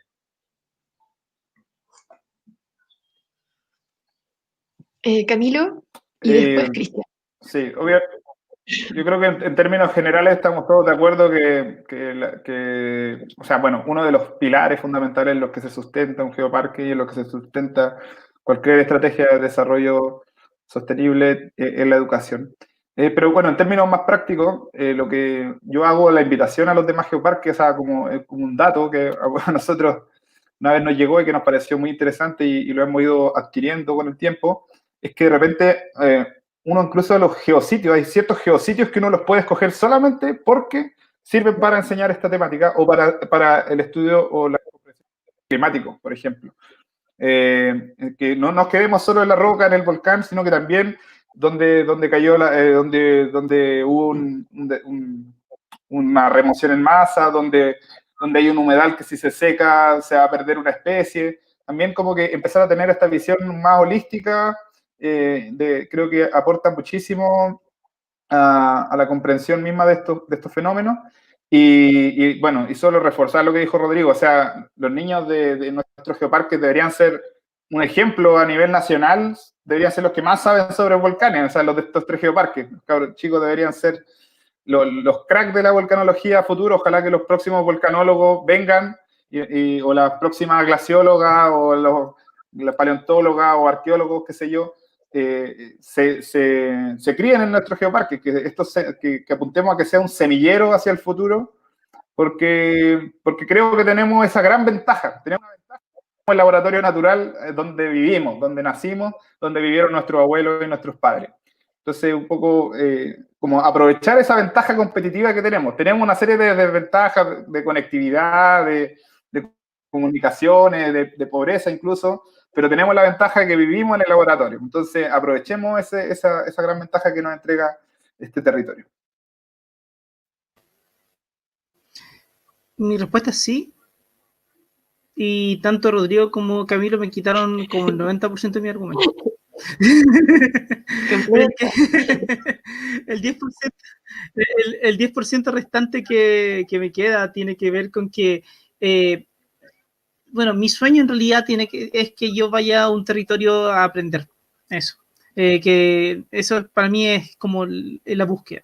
Que cuando me inviten a dar una charla en una comunidad, yo de verdad diga, ¿y para qué? Si al final no les voy a enseñar absolutamente nada a nadie, si ellos saben todo mucho más que yo, lo que voy a saber. Pero eso va a pasar en el futuro. Lo que sí es que me encantaría que pudiera existir, que nos fuéramos tomando más los espacios como para ir marcando esto también de la flexibilidad curricular de alguna manera. Es decir, que la persona que vive obviamente en Vilcún, la persona que vive en Melipeuco, es una persona que tiene que saber de su territorio y no tiene por qué saber exactamente lo mismo que la persona que vive en La Serena. Y tiene todo el sentido del mundo. Porque al final del día, si tú quieres generar una comunidad resiliente, necesitas estar consciente de dónde estás. Y yo siento que eso es lo que es la gran cosa que nos falta. Ahí donde va lo que dijo Rodrigo de la falta de memoria. Si no tenemos memoria, no estamos poniendo este tema como algo importante. Y ahí tú te das cuenta que se empieza a interconectar todo. En cómo uno va metiendo estos temas en la sala de clase. Así que para mí es un tema crucial, de largo aliento, pero que tiene que hacerse. Muchas gracias, Cristian. ¿Alguien más quiere acotar algo respecto a esta pregunta? Ya, Rodrigo. Lo último, sí, yo creo que es importante, tal como dijo Cristian, que es posible que lo que vayamos a enseñar de conceptos en una jornada, una salida, no va a ser tan significativo como lo que podemos transmitir en torno a esta sensibilización. O sea, que haya una conexión real con el territorio. Yo creo que eso es a lo que hay que apuntar, en el sentido de que ellos quieran valorar este territorio. Nosotros estamos dando el paso para que lo conozcan.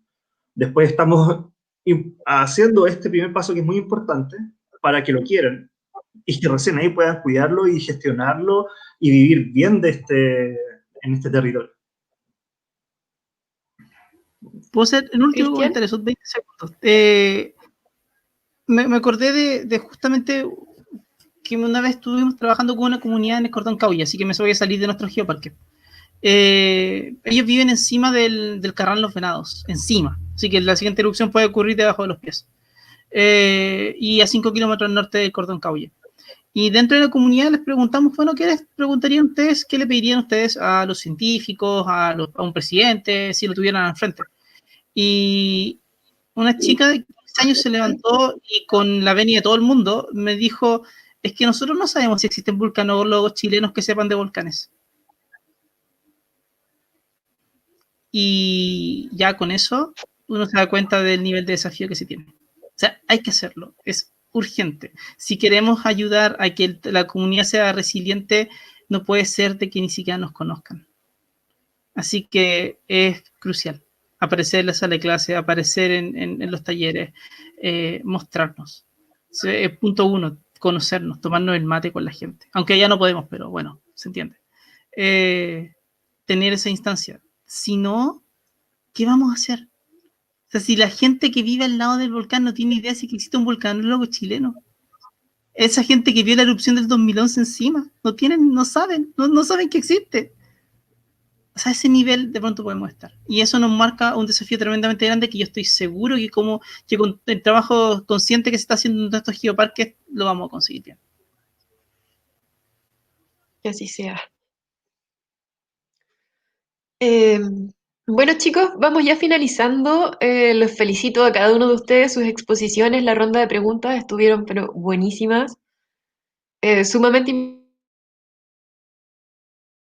importante y nos queda claro, además, como para ir cerrando esta charla del día de hoy, de cómo es la gente, los pobladores, los habitantes de un territorio, los principales perjudicados en realidad en el desarrollo de estos riesgos. O sea, cómo es importante vincular y que la ciencia y que todo el conocimiento que se tiene respecto a estos riesgos lleguen a la comunidad, como decía Cristian. O sea, se pueden estudiar muchas cosas, pero si claro, al momento de ir a terreno se evidencia que la comunidad no tiene conocimiento ni siquiera de que hay profesionales chilenos que están estudiando esta materia, entonces estamos al debe. Y creo que queda de manifiesto ya que eso es sumamente importante y una labor que tenemos que abordar desde nuestros distintos territorios como geoparques, como proyectos geoparques también. Y bueno, en la experiencia de acá de mi zona también mencionar que así como es importante que los expertos o que los científicos hagan llegar esta información al territorio, es importante también eh, ponerle atención a la gente que conoce su propio territorio y que también es capaz de identificar los riesgos que han visto a lo largo de la historia de sus territorios. Me parece que ahí también hay un gran trabajo que hacer en esta escucha mutua que tienen que ver entre las ciencias y los territorios, o entre la academia más bien y los territorios. Eso, ¿alguien más quiere, para ir cerrando, tomar la palabra para despedirse? Así que estamos bien con la jornada, una jornada muy provechosa. Agradecer a los expositores y esta vinculación que se produce entre los geoparques de Chile y de poder llegar a todas las personas que, como bien dijo Cristian, desconocen de esto, pero que sin embargo es crucial e importante para ver a futuro y prevenir el tema de importancia que vimos hoy día, que es los riesgos y desastres que pueden pasar en torno a los volcanes. Así que sin más que decir, creo que nos despedimos de esta jornada. Nos volvemos a encontrar en la próxima jornada, así que atento a las redes sociales que se vienen más sorpresas de los geoparques. Muchas gracias. Chao, que estén bien. Hasta luego, Todos, que estén Hasta bien. luego. Gracias. Chao. El próximo año, Chao, el gracias. próximo año lo hacemos presencial. Ojalá, ojalá. Felicitaciones a todos. Chao. chao. Chao, chao.